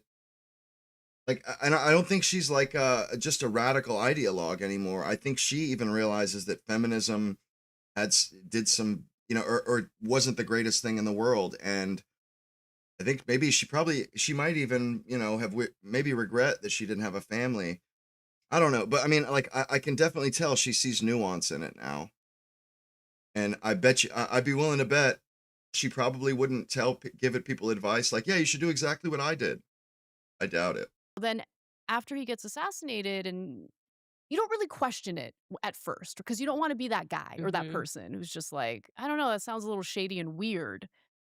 And you go along to get along. That's a good example of a story where you go along to get along. But yeah, there was this feeling within me where it's like, well, maybe he was willing to go against his beliefs or his values because he wants to make sure that the business falls in the hands of a family member, right? Maybe that's why. But I do find it strange. I It do. but it goes against common sense because not only the story we're being told is, like, specifically, he said, "If anything ever happens to me," meaning, like, if I get killed, I want my wife to be the next person that gets into the line of fire while my kids are at home. Like, what? Like, Yeah, no. it's a good point. Actually, your instinct is then, "No, shut this down. You go and move and stay away from politics forever and Right. protect our children." So it defies common sense, and I know what Charlie's perspectives were, obviously, the life that he wanted and what he said every time anybody asked him on his podcast. I mean, we have a decade of Charlie saying what his perspective was on how women should stay home and there's no value in becoming a CEO.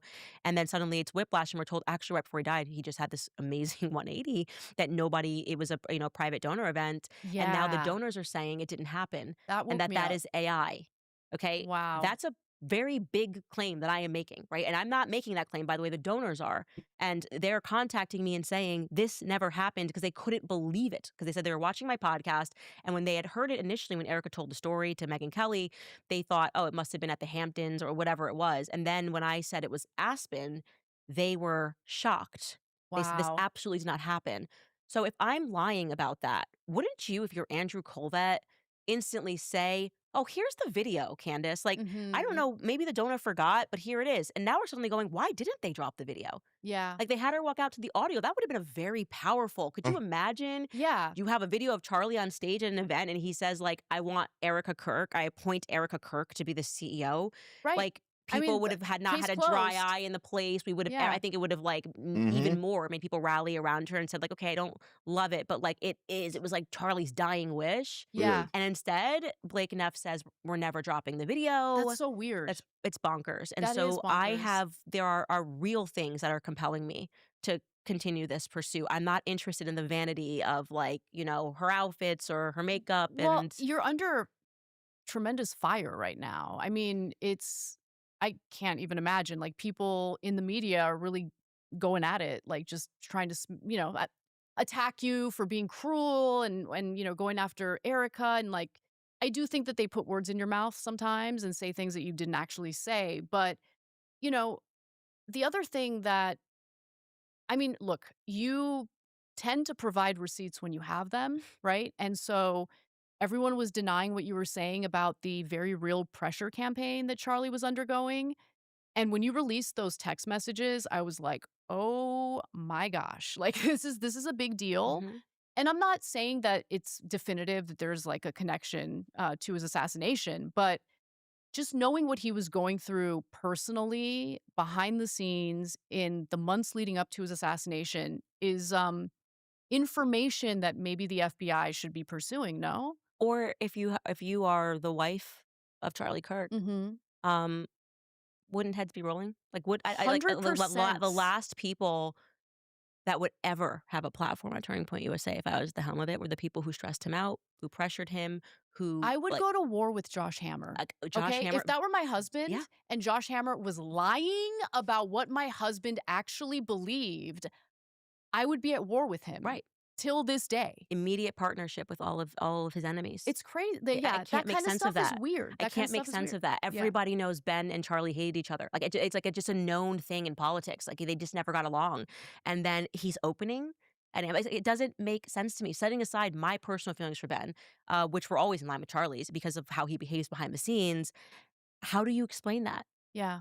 Like, he comes in with $1 million check, sits in a chair, and then just says not like, it's like, that doesn't make sense to the public because a normal reaction to a loved one is everybody who caused them grief, who put pressure on their donors, who, how about me having to be the one to tell people that he, the night before, texted and said that he thought they were gonna kill him. And not only that, but she explicitly denied that on Glenn Yeah, Beck she did and deny that. until I clocked it and said, "Well, Andrew Colbert told me that he was one of the ones that received it." And then it became the story about, "Oh, maybe it was in Telegram. Dan Flood received a message as well." It wasn't on Telegram. It was on iMessage. So Wow. who deleted it? Or were you lying? Or did somebody delete it? Okay? I wanna give you Mhm. the benefit of the doubt. Maybe someone took his phone in between and deleted all that. I don't even know why you have his phone, actually. I feel like that should be in evidence, but, it becomes increasingly hard that no one is attacking the substance of what I'm presenting. They're just saying, like, "How dare you? How dare you keep telling the truth about what Charlie was going through? How dare you present to the public that Yeah. he did not die a Judeo-Christian and that he was angry with how he was being treated?" Well, there was one other thing that I thought was interesting, right? The audio of Tyler Robinson's grandfather. Remember, Tyler Robinson allegedly was like turned in by his family. His like family knew he was guilty, and they. No, it turns out his grandfather, whose weapon he allegedly used, right, to carry out the assassination, was there at the trial defending his grandson. But we were all led to believe that the family, knew that Tyler Robinson is guilty and are not supporting him in this process. Everything has been a lie, and I've told the public that. I'm like, "When this case gets going, you're gonna see that everything's a lie," and so we are left asking the question is, "Why are they lying?" And Yeah. Yeah. I'm sorry that we're rational thinkers, and we are seeing how I don't trust my government. Like, it's that simple. I just don't trust the government. That's where we're at. So I feel like anyone who doesn't have a healthy dose of skepticism needs to get some, Yeah. okay? Because BB's Where radical where denials when no one was where are pointing the they? finger at him was also kind of just, like, weird. yeah. I didn't Oh, kill yeah. Charlie Kirk. I I didn't kill Charlie Kirk. Why are you saying that right I now? know, that was pretty wild. First of all, why was he on a US media tour on the day that he got assassinated? Mhm. I don't care what Netanyahu thinks about anything that happens in our country at all. He should be in prison for the rest of his life as a war criminal because that's what he is. Why are we hosting him on media shows here in the US to chime in on Charlie Kirk's assassination? It's bonkers. It's so crazy. Like, I thought that was strange on day one. All right, you guys, do you owe back taxes, or maybe you have years of unfiled returns, or maybe you file every year and you still can't get ahead because the balance keeps growing? Well, stated because you Threads that don't go anywhere. And I think people have a problem with that, right? They feel like, oh, you're incriminating individuals who are innocent. Like, that's the big argument I hear Mhm. against you.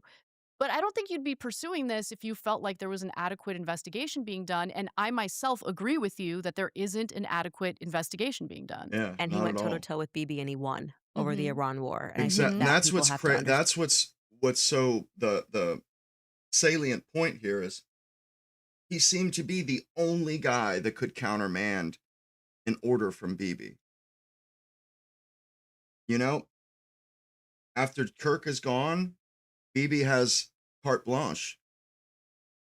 all of a sudden, it's like he's unopposed. Everything he wants, he gets. And that we're sitting here talking about how he feels nothing as he mass murders children. The way that he lies is also there's something so psychopathic about it when he just gets on and pretends he's perpetually the victim and no, he's just killing people all day, every day. He's a I know. homicidal maniac I know. who is supported by the halls of Congress, who gets a standing ovation when he walks into Congress. It's So disgusting. if that's possible, if it's plausible for these people not to want to spit in his direction when he walks by them, then we have to imagine that. Would you think you'd have an issue like doing something to Charlie Kirk? It means nothing to these. And I'm not saying that we have evidence that Bibi Netanyahu did, Mhm. but I am saying that the way in which he reacted and me knowing how they wanted this war so badly and that Charlie at first stood in the way of it, literally like debated and got Trump not to do anything more than that limited a military operation when they bombed Fort Howe and the Mhm. other was at Natanz, the other nuclear Yeah. sites, and Bibi was pissed. And then we fast forward, Charlie's out of the way, and what are we doing? Everything Bibi Everything, wanted to be done. So it's hard for us not to just piece everything. together a What the comprehensive hell? story here. I mean, it is wild that the chief of staff, Susie Wiles, worked on Benjamin Netanyahu's Bro. 2020 reelection. And she is the gatekeeper to the president, the chief of staff.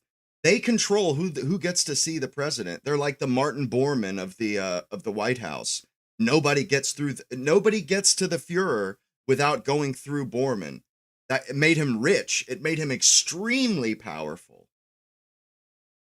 And that's what she's doing. And part of me thinks, you know what? She's a pawn in this game, this scheme.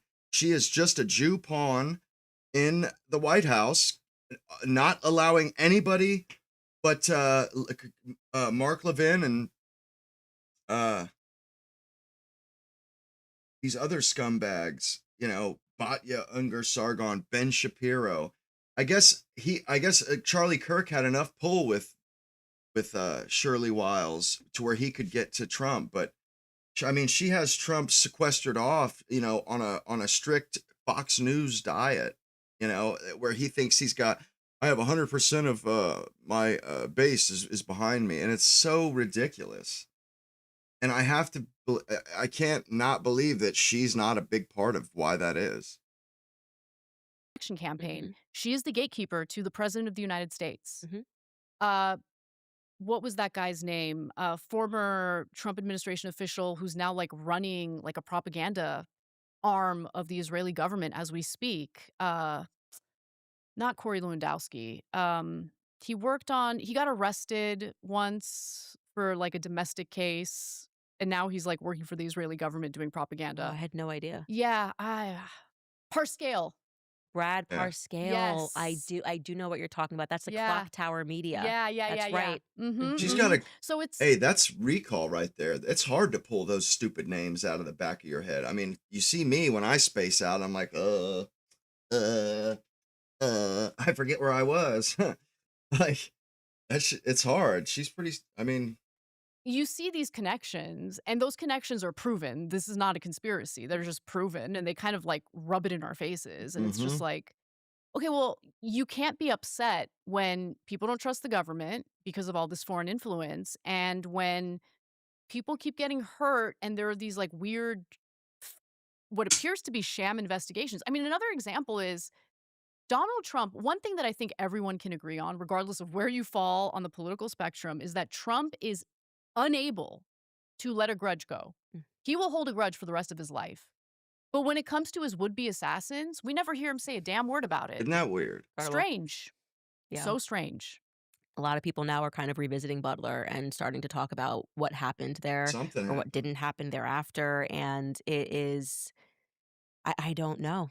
And it's a scary thing for me because I was so invested and oh my goodness, Trump was saved. There must be a Yeah, me broader too. reason for that. Me Mhm, too. mhm, And I have checked myself 1,000 times since the Charlie investigation. I've realized what real evil we're up against, and this mhm. kind of gets into what Mm. you're saying about how you were atheist for a long time, but now Yeah. you're realizing this is bigger. Yeah. I mean, This is good versus evil. y- Like Bro, literally atheists are coming to religion because of this. Because we're dealing with such a deep level of evil here, and it's supranational. You know, this is an international ring of it's an international group of people that traffic weapons, women, especially white women, uh, and this may be the same dark force that's been around for thousands of years.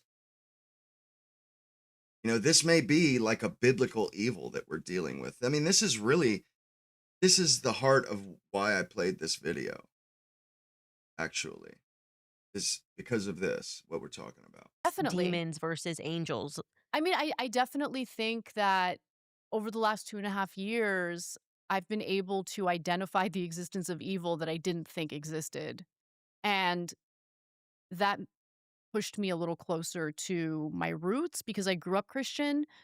I wouldn't say that I'm like a full blown Christian again, but I'm now realizing that I've had some experiences too, which I haven't really talked about too much publicly, mostly because after, Tucker Carlson talked about his supernatural experience, people dunked on him, including myself, and I'm very embarrassed about that.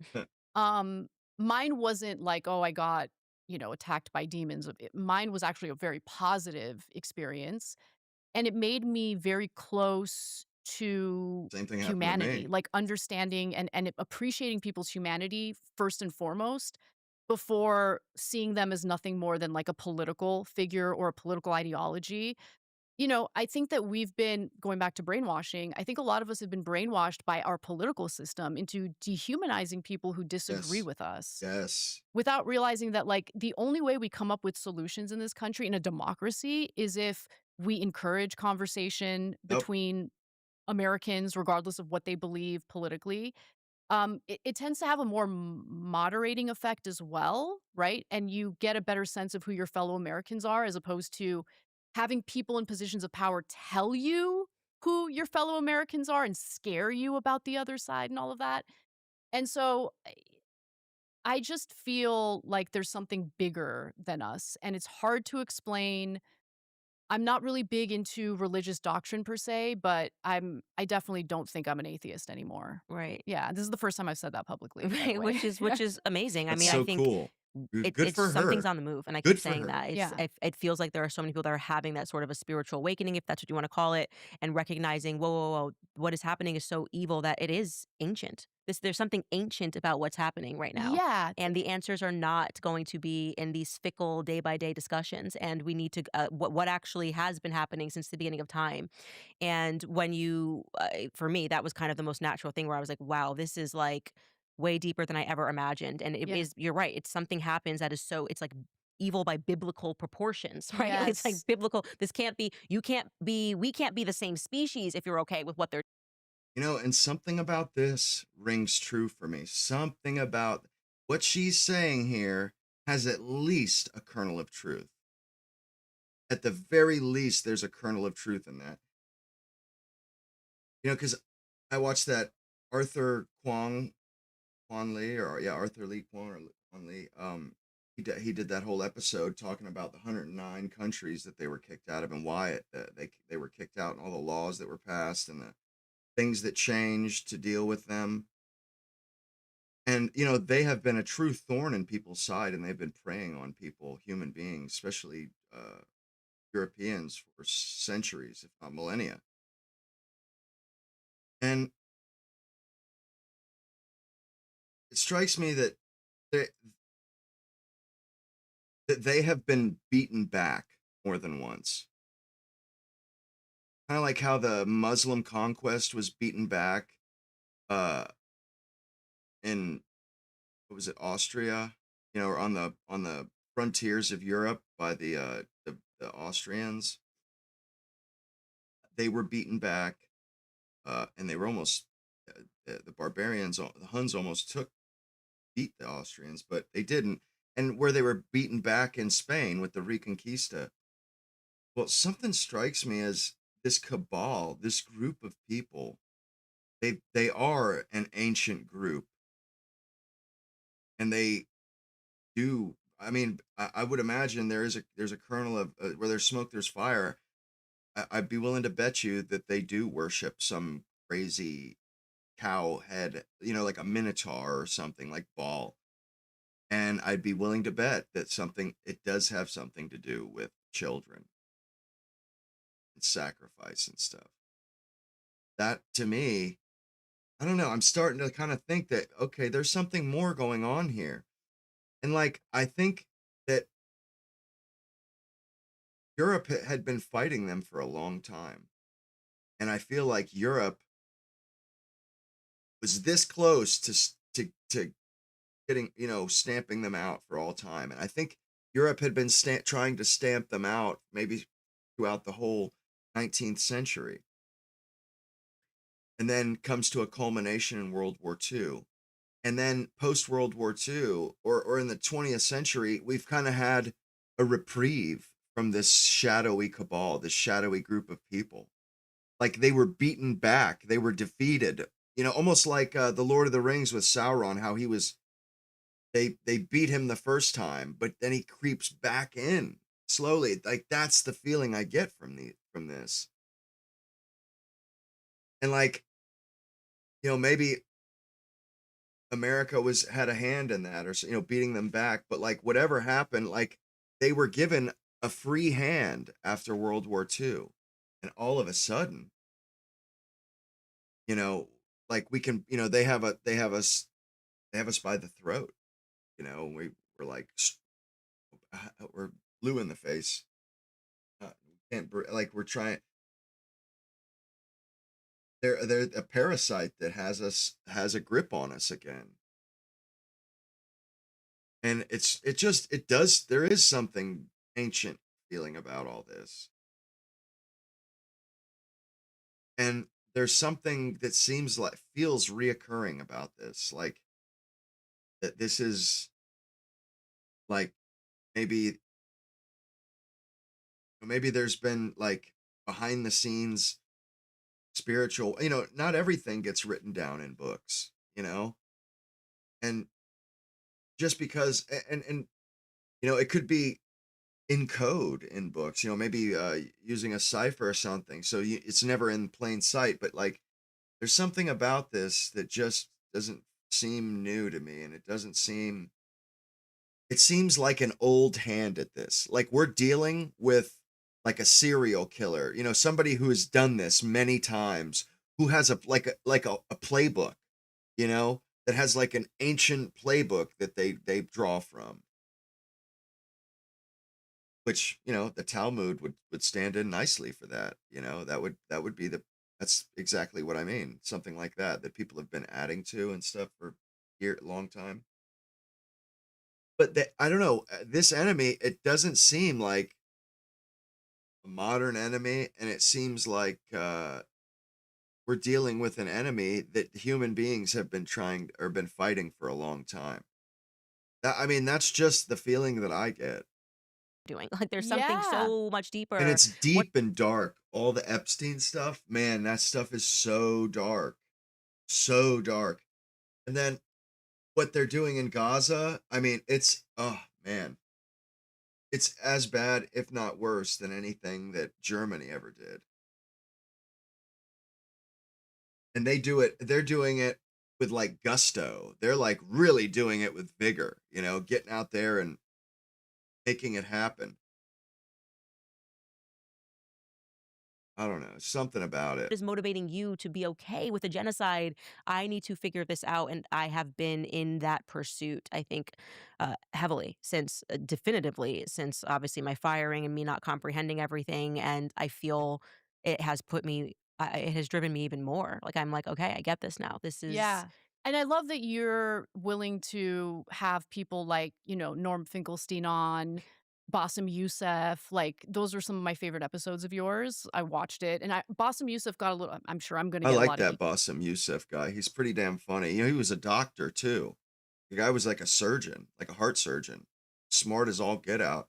But he also has like bright blue eyes, and he's an Arab or an Egyptian or something. But he's got like these wild blue eyes. They remind me of my dad's. Too. Oh, you're talking to Candace Owens, whatever. He got a little bit of heat on that. And I'm so happy to see that he pushed back. He's like, okay, you don't like Candace. Who cares? Yeah. Get over And it. we need more of that. Like, Yeah. we have to, like, take this thing out of it because we're fighting real evil, And so I just really want to say that, like, if you think you hate someone on the left, like, is that person like I think my litmus test is like Gaza. Like, my litmus test is Yes! somehow Oh become my Gaza, gosh! where Someone I'm like, someone else finally said it. Same like, for me. Same for me. Yeah. It's funny because I went through at least a year and a That half sweater being like dress is fire. deeply, deeply bitter toward the left because of how they reacted toward me when I started to like moderate literally on like two issues. The way we were handling crime policy and by the way, I don't want to go back to like tough on crime, throw everyone in Huh. prison. I was just like, hey, I live in California. We need to just calibrate a little bit because this isn't working out.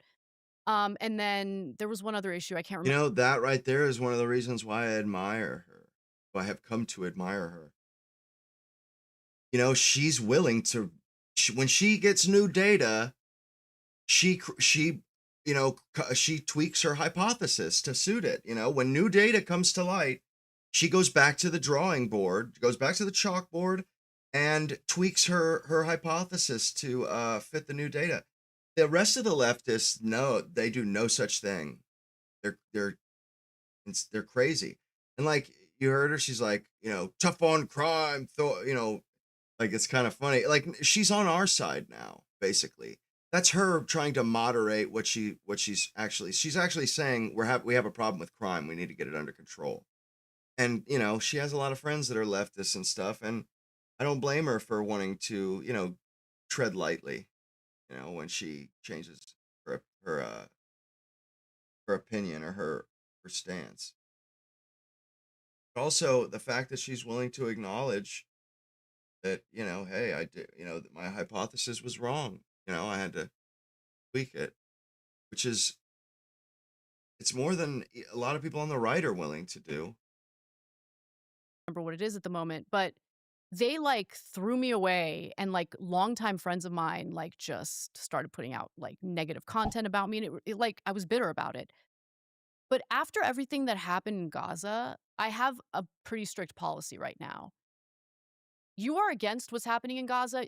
That means to your core, you're a good person. So who cares what you did to me? I'm not attacking you. I consider you a good person. And so you're on my side. Even if we have these little That's incredibly mature of her. Not trying to glaze her. I'm just trying to give her due respect. squabbles and these disagreements, who cares? Mhm. If you care about making this country better and you're willing to sacrifice, Yeah. the purity of your political brand or whatever to work with people that you might have other Yeah. disagreements with. I love No, you. I I want know. Yeah. A guy like, grabbed her and like humped her with a hard on. Like, what? And she has, like, while she was walking her dog, she said she like bent over and all of a sudden hands were on her hips. Like, I was like, whoa, that's wild. Like, I couldn't even imagine. That would be sca- scary, I would imagine. I mean, that guy could hurt her, really badly. to work with you. You're a good person. I don't want to waste any of my time anymore with these like nonsense little squabbles when like our country is under attack. That was reality asserting itself. And that's what women have to understand. You can be for these open borders and immigrants all you want, but there are going to be consequences, second order effects that you're going to feel. How do you like feeling unsafe, ladies? I mean, that's what it comes down to. Do you like feeling unsafe? Do you like, I mean, you talk about what villains white men are, but at least those villains and they don't come up to you, grab you by the hips and dry hump you with a hard on. We may have our peccadillos and our flaws and idiosyncrasies, but we're not violent and we're not sexual deviants. But that was reality asserting itself. And that's like how fortunate for her and the country. One of the leaders of the left that really, and she's a firebrand. And I never really thought of her that way, but and firebrands used to always be men like Tucker Carlson. And she is absolutely a firebrand, her and Cenk, and I think she does it I think she might even be more effective actually than Cenk is, because a lot of people think Cenk is a buffoon. Nobody thinks she's a buffoon. Even when I hated her, I still kind of admired and respected her because she was so damned good at it, you know, and so confident in her beliefs and so ready to throw down and go toe to toe with anybody that disagreed with her. I mean, she would get in there and like slug it out with the best of them. You know, she would get in there and like go blow for blow with, you know, and come out, you know, smelling like roses, come out looking good. Even if she lost, come out looking good. Okay, our government doesn't Like, represent and you us. know, honestly, I could see her being the president one day, possibly. Like, we have a female president. I mean, it wouldn't surprise me if it was her. I think, you know, and honestly, she would make a better president than AOC. Ugh, AOC. Now, she's just a foreign brown bitch, you know, at least, and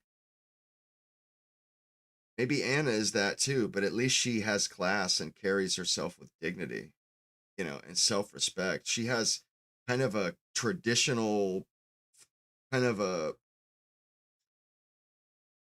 traditional air about her. She's very dignified and very conscious of her own, uh, you know, her own persona.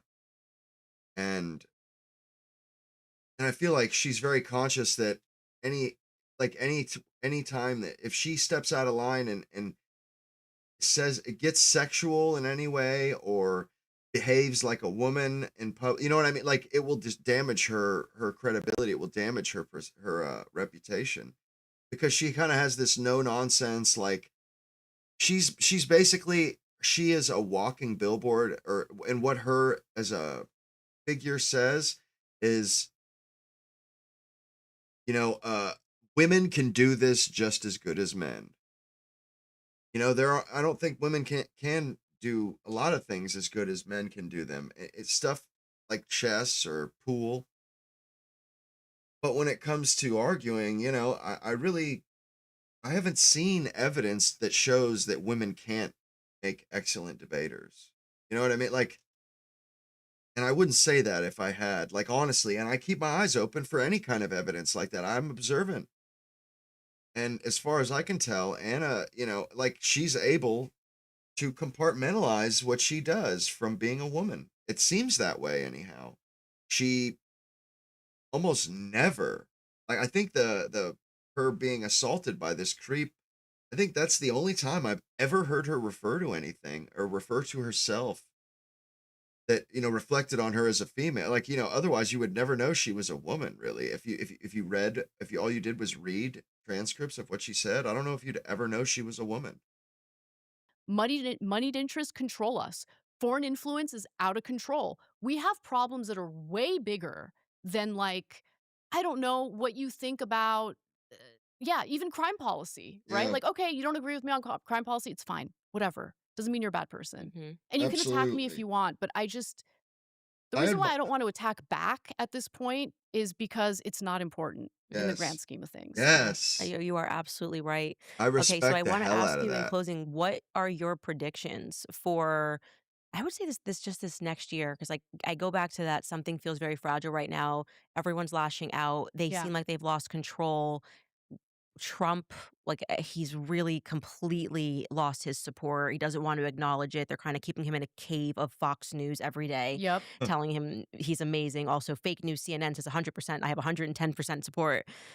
What are your predictions? Like, what do you feel toward him and where we're at right now as a nation?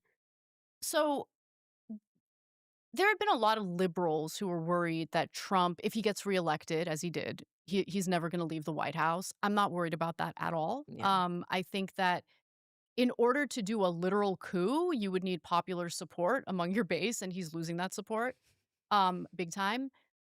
I think the popularity of Tucker Carlson gives me a look into what the conservative movement is evolving toward. At least I'm hoping that's the case because he's very much conservative, don't get me wrong. I mean, like, he's still, anti-abortion, all the conservative values that have existed when it comes to social issues. But he woke up to the neocons. He woke up to the big game that's being played with our money, our resources, with our reputations as Americans. And he's speaking out against it and he's taking a huge risk. And guess what? He's got a lot of support, not just Hell yeah, he from does. Hell conservatives, yeah, he does. but also I'm noticing, the biggest voting bloc now are independents. Yeah.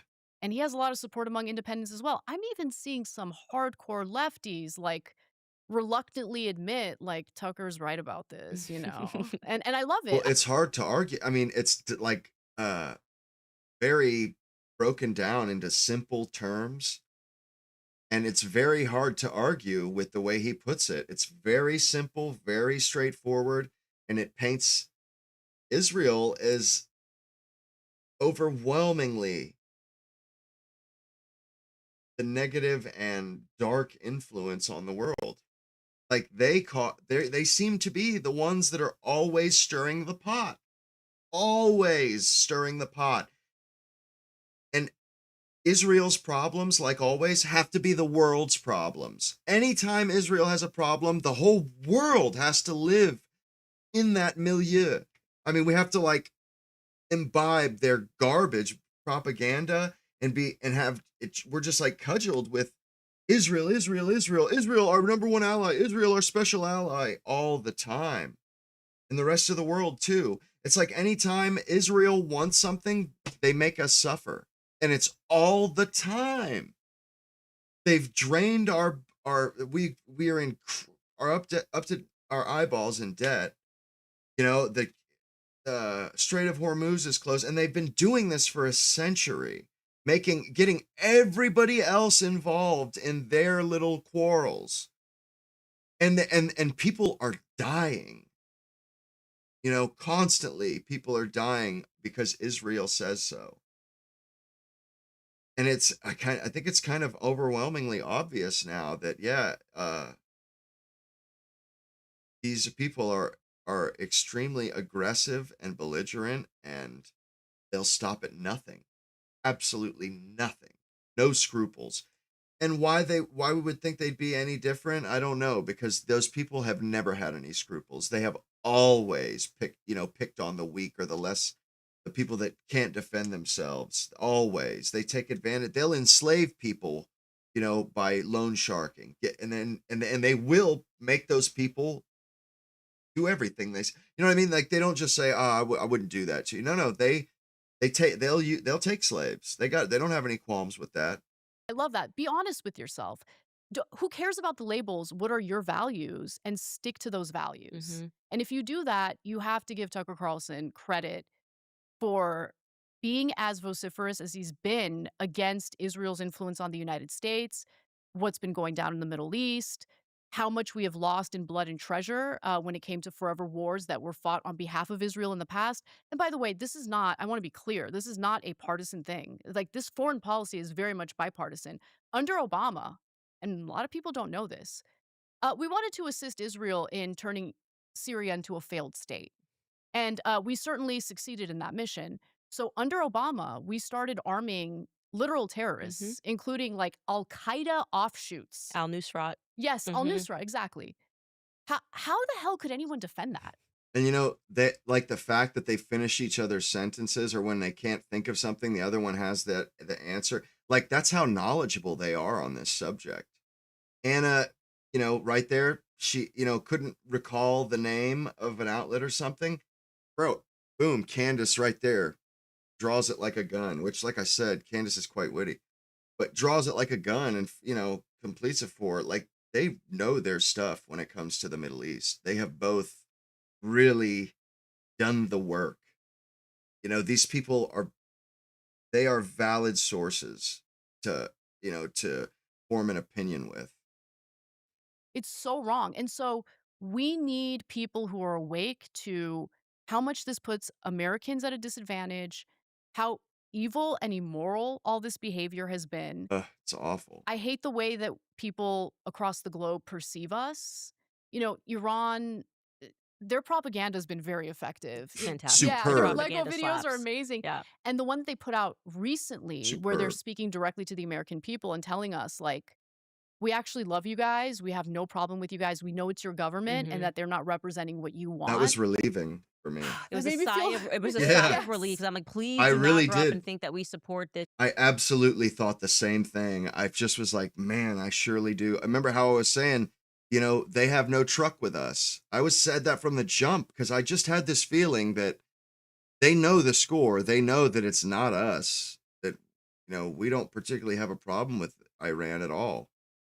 You guys know that have been watching me since the war started. I have always maintained that we don't have any truck with these people, and they don't have a truck with us as a people. Maybe they do with our elites, but those aren't us. We're not the elites. We don't make the choices. They just send us off to die. So, like, yeah, they don't. We have no truck with them, and we wish. I'm sure there's a lot of other Americans besides us that wish that our government, our elites would focus on America and quit bullying the rest of the world and murdering people and sponsoring genocide. Geriatric, Yes. pedophile defending, Yes. like Epstein class of psychopaths. We don't Exactly. want this. We do not want this war. We Oh, want to go about our day, have hell low no. gas prices, be able to afford groceries. And when they Exactly. put that out, that message, it was like they are plugged in. Yeah, they are. They're plugged into Bro, how the like they have good sources. They know exactly how the because bro, I was like, man, I sure hope they're not, holding this against us as a people. And then they come out with that, bro. They have their finger on the pulse more than Trump does, more than CNN or our own news media and our own elites. The Iranian government has its finger on our pulse better than our own government and our own elites. That's insane, bro. These people live on the opposite side of the planet and they have more understanding of us and what makes us tick and how we feel than our own people, our own rulers. American people feel. So Trump does not comprehend that. He is completely removed from it. And now you have Iran, and they have pretty much done everything the right way. We're trying to negotiate. We're killing people while we're I negotiating. know. Crazy. It is crazy. Crazy what we did. And Americans are awake to that. They are. That's what So gives me hope. mm, So my prediction for the future is I don't think the political landscape is going to look anything like it has over the last, I don't know, 25 years. I think things are changing. I think Americans are uniting on issues that matter the most. And that gives me hope. So as negative as all the issues we've been talking about are, fact of the matter is we are kind of moving in a better We are. direction, at least the people of this country are. Yes. And we need to find a way, we need to start strategizing on how to change the political Yeah. class We can do entirely. it too. All of I agree. them. Okay. And We the can do Chuck it. Schumers on the Democratic side, they gotta go. Hmm. Yes, They gotta yes. go. I mean, the lot. They got to go. The lot of them. All these incumbents. They're all a part of this same crooked cabal that's in on the steal. They've got this, our government is under occupation, it seems like, and it's our politicians that have done it. And if we could just sweep all of them out at once and replace them with a fresh crop, I think it would make a huge difference. I mean, there's got to be some way to bring that about. There has to be, because this piecemeal, one at a time or a few at a time every couple years, we can never get rid of it all at once. Like, it's like you have to make a clean break. You have to cut the head off of the snake, or it just keeps growing. It just comes right back. Every time you cut down one head, it's like a hydra. Another head comes back. So we need to get rid of them all at the same time. And because when you leave them piecemeal, the new guys come in and they are corrupted immediately. So there's always this group of scumbags that are in the tank for another country, and they corrupt the new guys. So there's always new one. There's always a a core of these crooks, and the only way to get rid of them is to send them all packing. And I hope that we can get there one day. totally agree. Yeah. Well, you guys, it has been an absolute honor to host Anna Kasparian. I am sure there will be backlash. Actually, not for me. My audience is very split now because Really? yeah, I'm not. They're like holding, like the way she's holding her hands and stuff, very, very feminine, effeminate.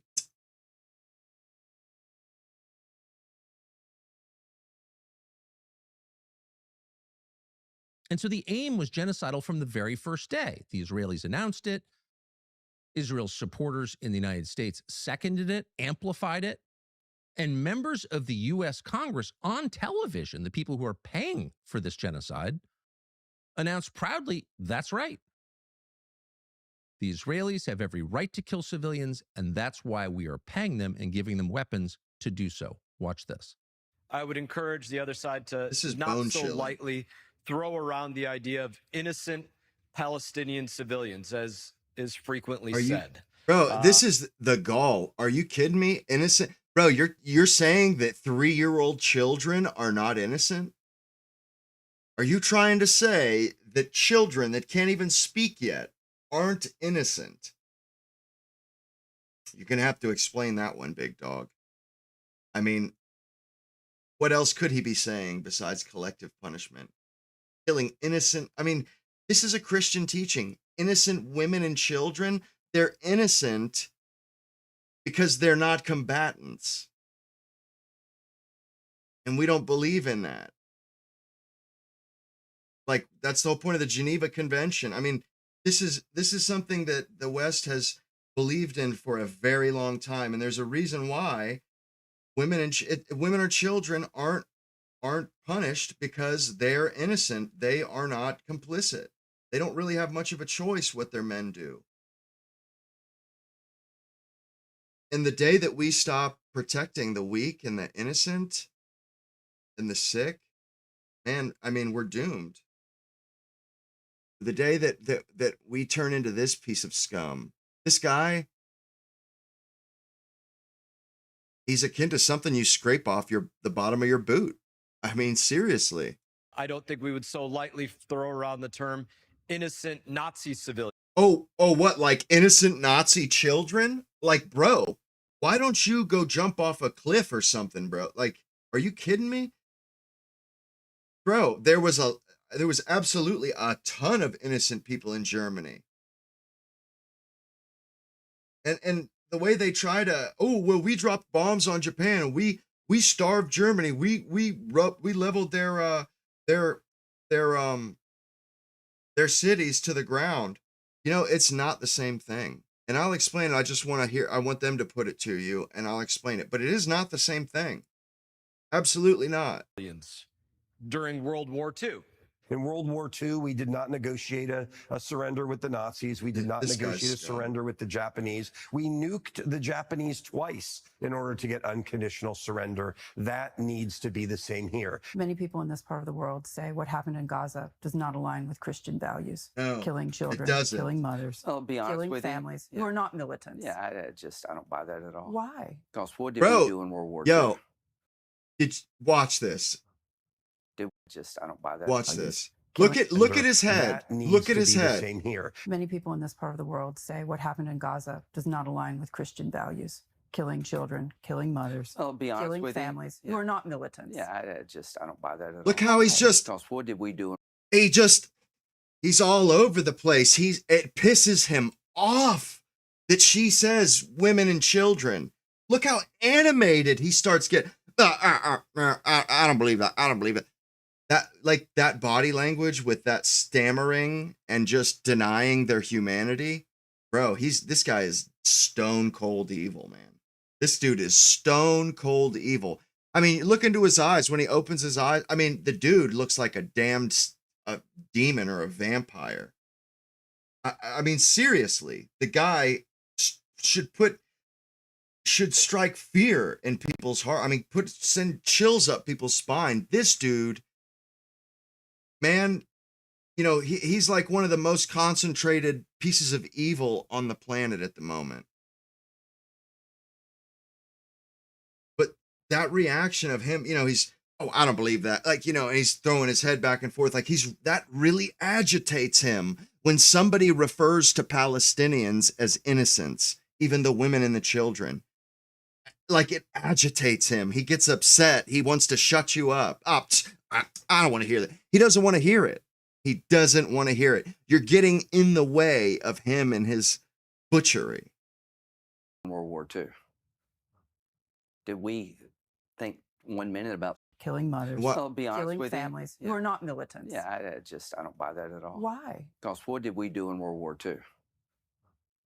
Did we think 1 minute about starving the Germans? Did we bomb every city into smithereens? So this You is a compare war. No, October this is, 7th to World War II. yes, I am. This is an absolute existential threat to the Jewish people. We flattened Berlin. We flattened Tokyo. Were we wrong to drop an atomic bomb to end the Japanese reign of terror? Were we? So my view, if I were Israel, I would have probably done it the same way. There are no Yo, man. You know, Germany and Japan, we were fighting for our lives against Germany and Japan. The rest of the world was getting their asses kicked, and we didn't even know if we could beat them.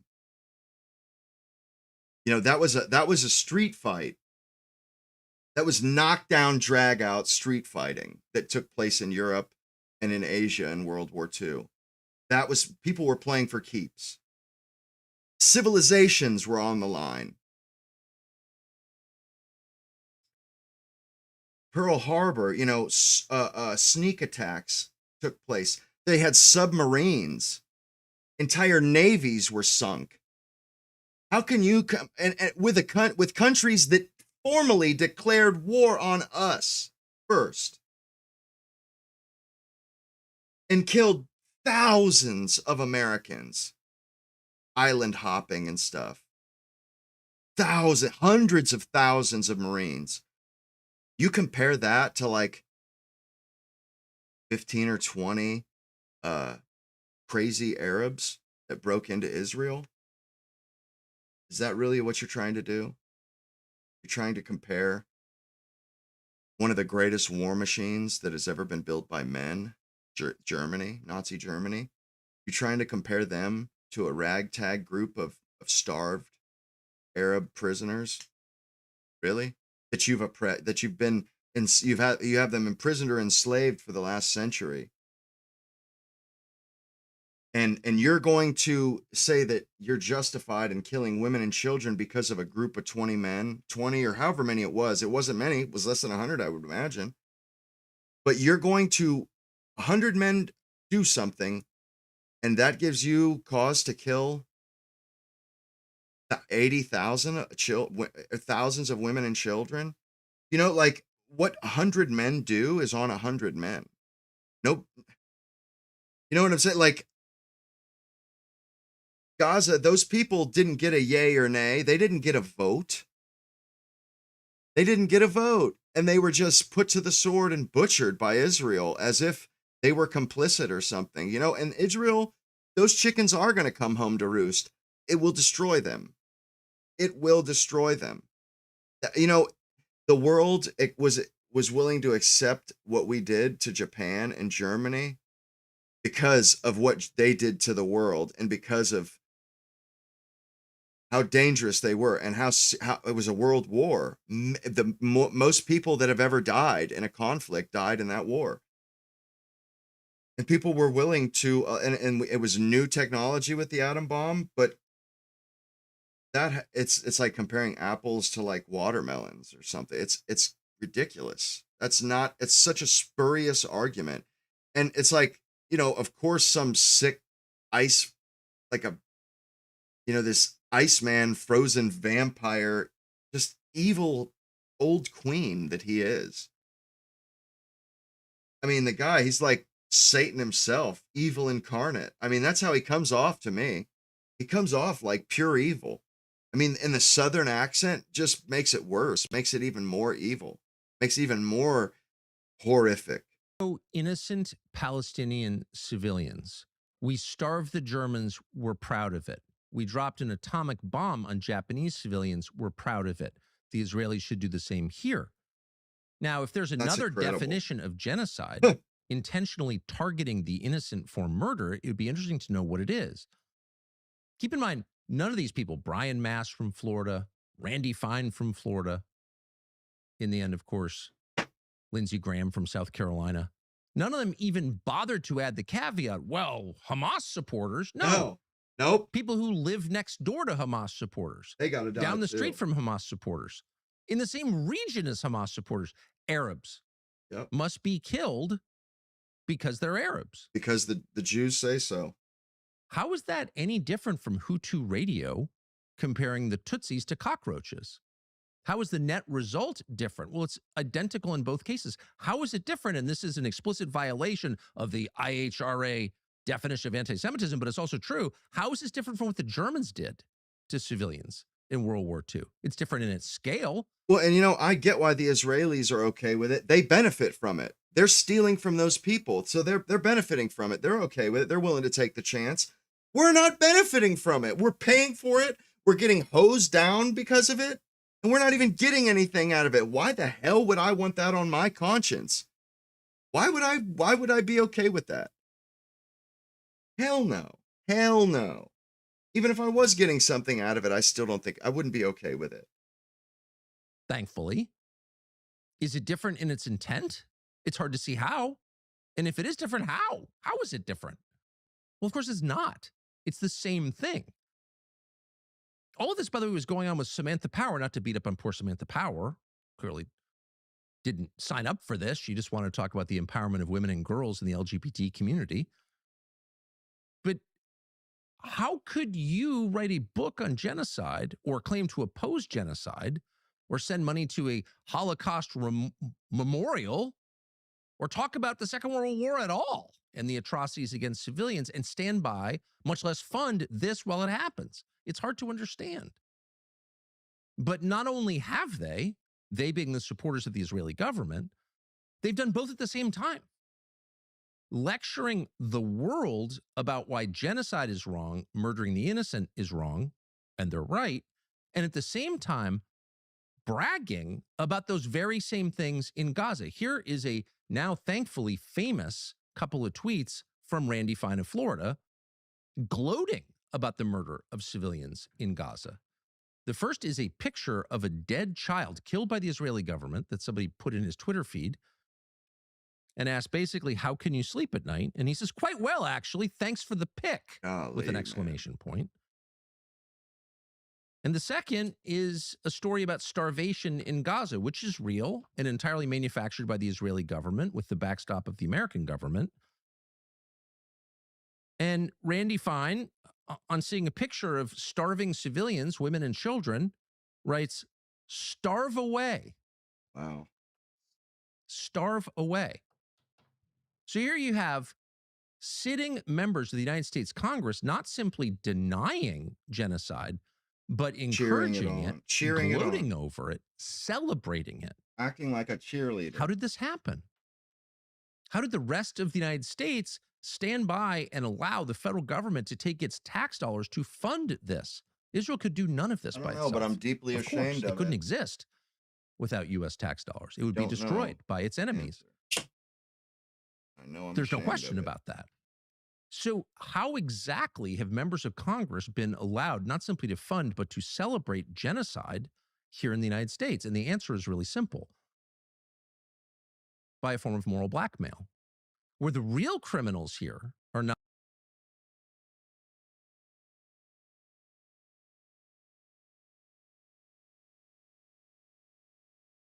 Yes.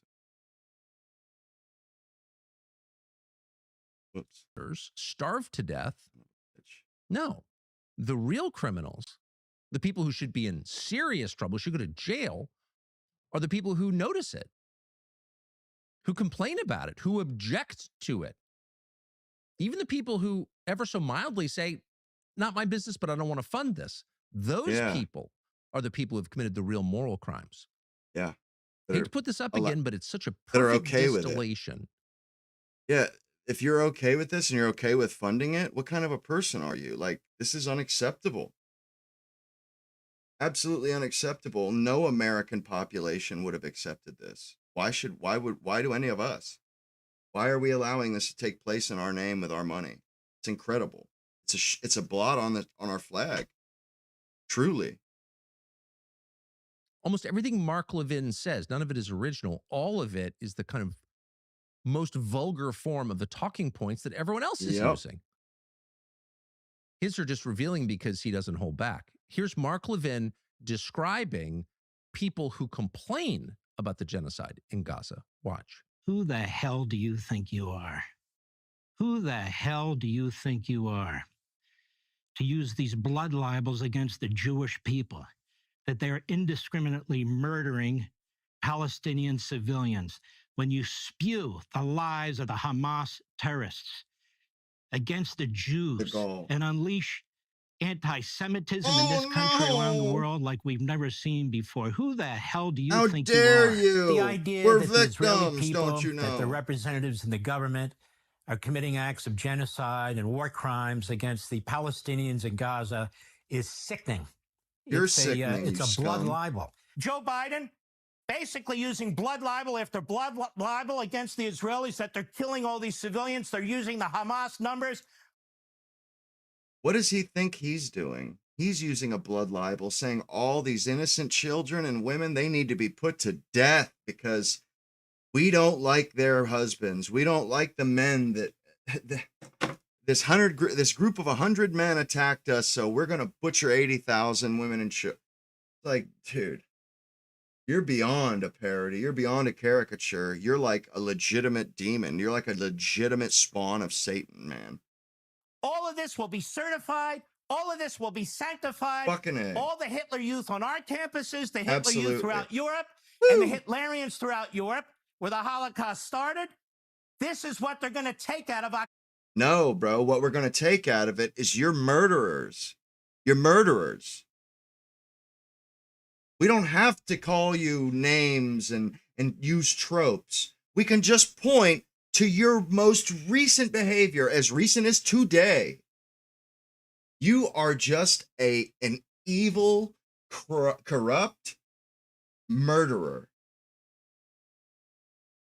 We don't have to use tropes, asshole. October 7th. The enemy is Hamas. The enemy enemy is Iran. The enemy. The enemy are those who are silent in the face of this kind of genocide. Absolutely. They are the enemy. We're speaking up, asshole. We have your number. We got your name. We got your number. It's by the terrorists. Keep in mind that Joe Biden did nothing to stop the genocide in Gaza. Of course, he continued to allow the U.S. government to pay for it. His criticisms were mild and, in the end, ineffectual.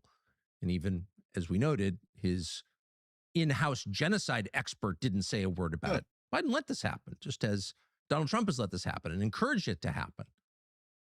But anyone who notices it is the real terrorist.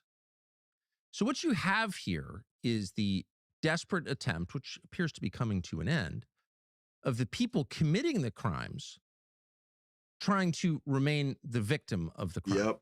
And you know, when they call people Nazis, what they're saying is, don't you dare speak the truth. They're trying to scare people out of saying what they're seeing. If you dare stand up against us, if you dare speak out against what we're doing, we'll call you a Nazi. You know, we'll call you the most despicable thing we can think of. That's all that is, man. That's all that is. Forcing people to choose between, you know, being blackballed socially, or choosing between their social connections and their relationships and right and wrong. I mean, it's despicable. And people aren't falling for it anymore. And it's like, it's funny though, the more people aren't falling for it, the harder they lean on that. But that's all they're saying is, how dare you oppose our victim narrative? How dare you call into question our victim status? It's so disgusting. It's repulsive. They're unfit to live with. Like, honestly, these people, they're just unfit to live with. And it's just not sustainable. It's not sustainable as a math question. All murder of civilians is wrong. But since we're comparing, in what place have more civilians been murdered? Israel or Gaza? It's not even close. It's not even close. And again, you don't even need to go there. You just say it's always wrong. It's wrong when you do it. It's wrong when you do it. It would be wrong if I did it. And we're all capable of it, which is one of the deepest lessons of what's happened in Gaza and Rwanda and Buchenwald. Is it the desire to kill groups of other people is not limited to one race or religion. It's a species of the same evil that lurks in every human heart. It's just the way people are. And under certain circumstances, good people can do horrifying things and support horrifying things. And they're probably good people who support the genocide in Gaza because they're under some kind of spell. They don't know what they're saying. Brainwashed. They don't understand the implications of it. They don't understand the physical reality of it. Everybody is capable of evil. That's the truth. That's the universal lesson. The human condition. But supporters of Israel don't believe in anything that's universal. They believe that there's one set of rules for the country they admire and another set for the world. When we do it, it's not wrong. When you do it, it is wrong. In fact, when you complain about our doing it, it's doubly wrong. And that just can't last because it's self-evidently absurd, and it won't last. And anyone who's defended it or helped pay for it will face, at the very least, a reckoning at the end, and maybe sooner, one hopes. But in the meantime, because this is a process of stages, it might help just to establish what happened in Gaza. And of course, we're not really sure even now. There are more journalists operating in Kigali, Rwanda without restriction in 1994 than there are in Gaza today. I knew one of them well, a Western journalist. He was never molested by anybody. The Hutu militia never hurt him. He stood by and watched the whole thing, and he reported on it. That is not the case in Gaza. Hundreds of journalists have been murdered by the Israeli government in Gaza. And the purpose of killing them, of course, was to prevent the rest of the world from knowing what happened there.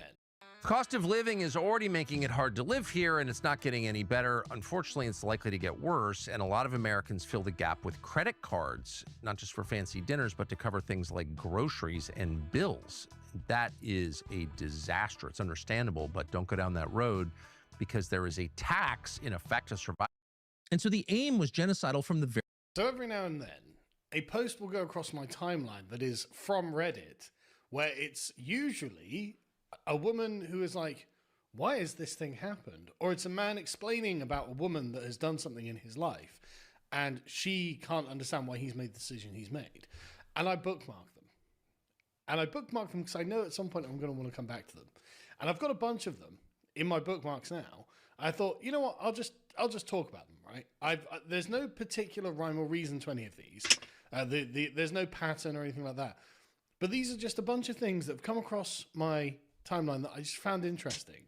And so I thought we'd go through them together, right? Here's one. And I don't know that this is a woman. She doesn't say that she's a woman, but I'm convinced she's a woman because of the tone of the writing.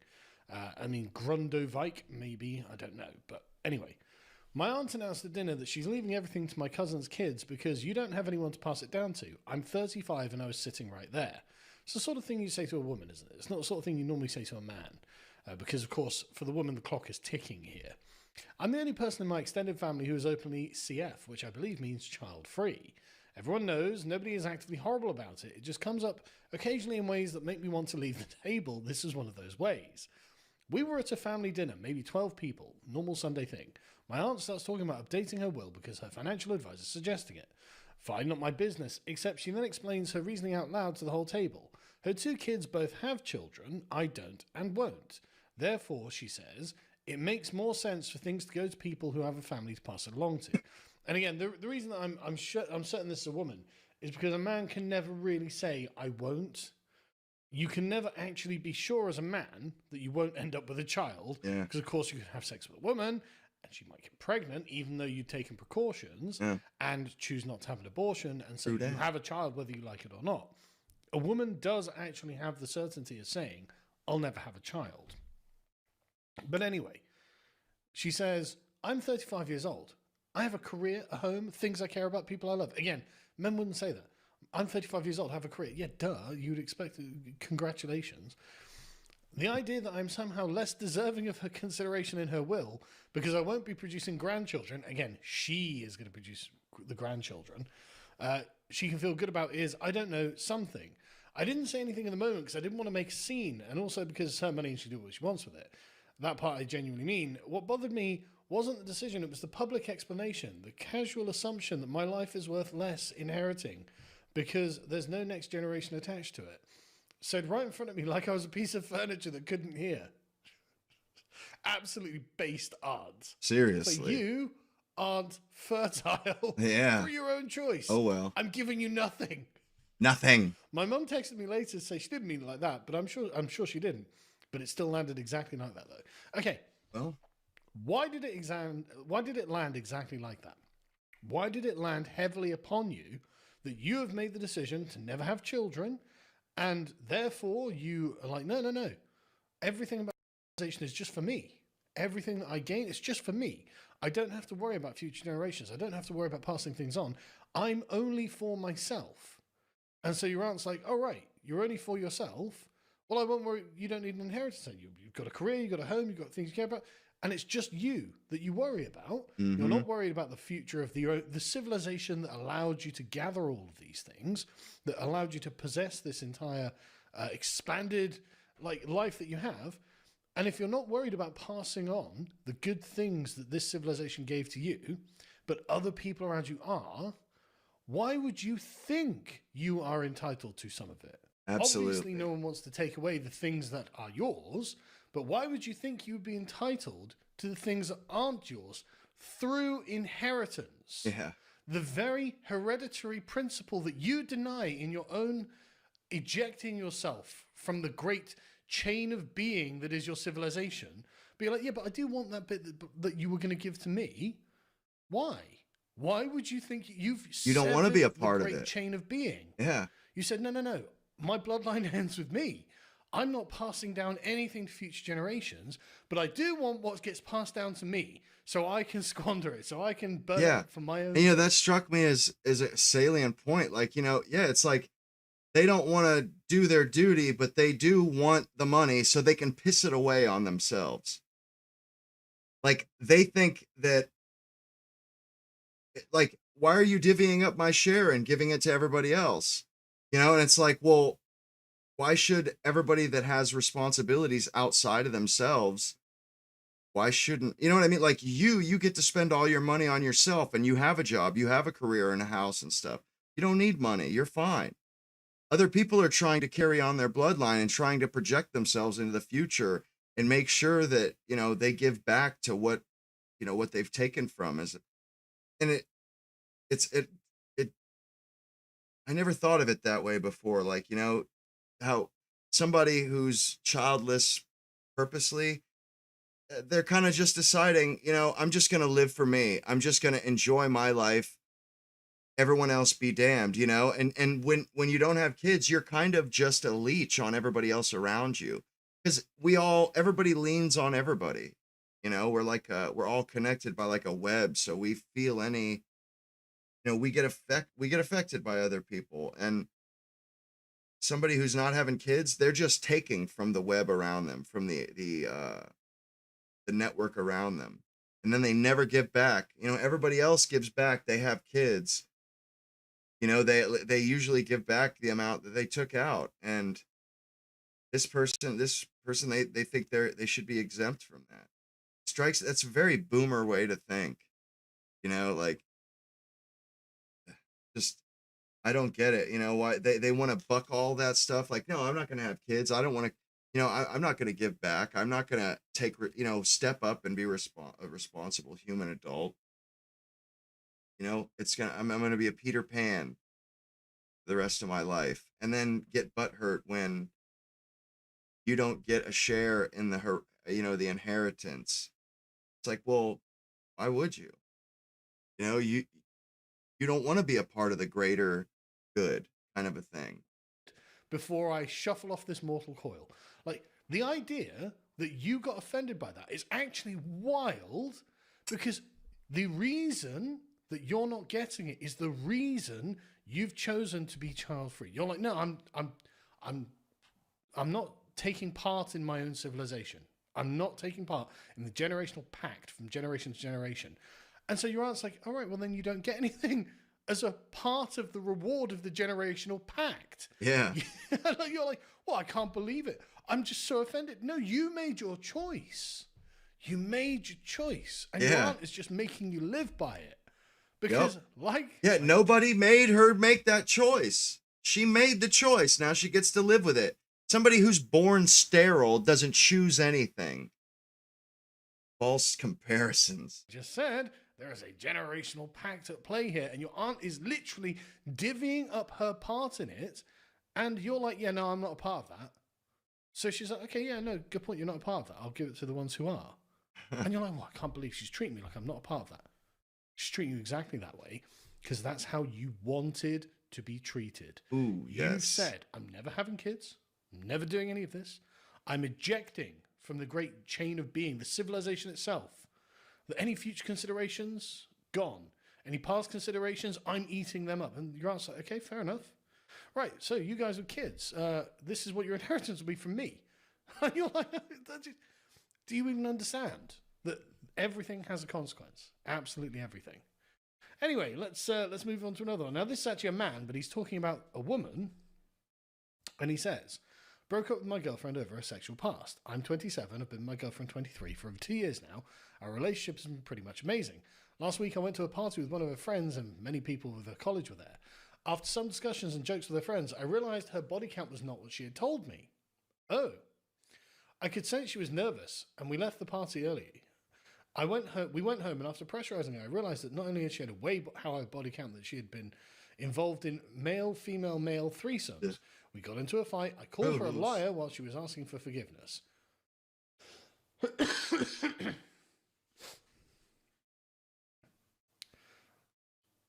Then after 2 days, I told her this is not how I view the mother of my children, as in the future children they would have had, and cannot move forward. She completely lost it. Now my emotions about her have completely changed, and she will not let me alone, saying she wants to marry me and she's not like she was in college. How can I make her understand there is no going back without hurting her? Her sister tells me that she cries all day and does not eat. Tell me how to handle the situation if you were in my place. I love her, I want good for her, but we were talking about marriage, and I cannot create a long-lasting marriage based on that foundation. Right. Another great example of how the great chain of being, the principle of heredity, matters. It lingers in people's minds, even though in the liberal society where we think, oh, everything is just in the eternal now, nothing in the past matters, nothing in the future matters, only now matters. That's not true. That's a lie, fundamentally. Even though the relationship's great, he's thinking, well, I want the mother of my children not to shame my own children. And like, so, I mean, she's only 23. How long ago could college or university or whatever it is be for her? A year, 2 years? I mean, like, it can't have been much, I suppose 2 years, right? Because they've been in a relationship for 2 years. It can't have been very long. And she obviously thought, right, okay, I get to university, get brainwashed with feminist propaganda, and I get told I don't belong to the great chain of being. I'm liberated. I'm independent. I'm free.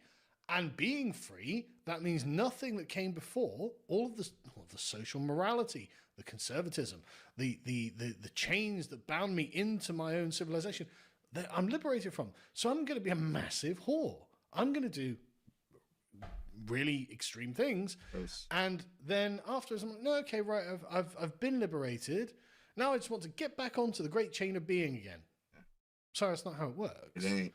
Other people are like, well, no, whoa, you've despoiled yourself. You've polluted yourself. Like you understand, you aren't free from the great chain of being. You are still the same person that you were, that you lived in the society that allowed that permitted that. You indulged in it to the fullest extent that possible, it seems, and now you're reaping the rewards of it.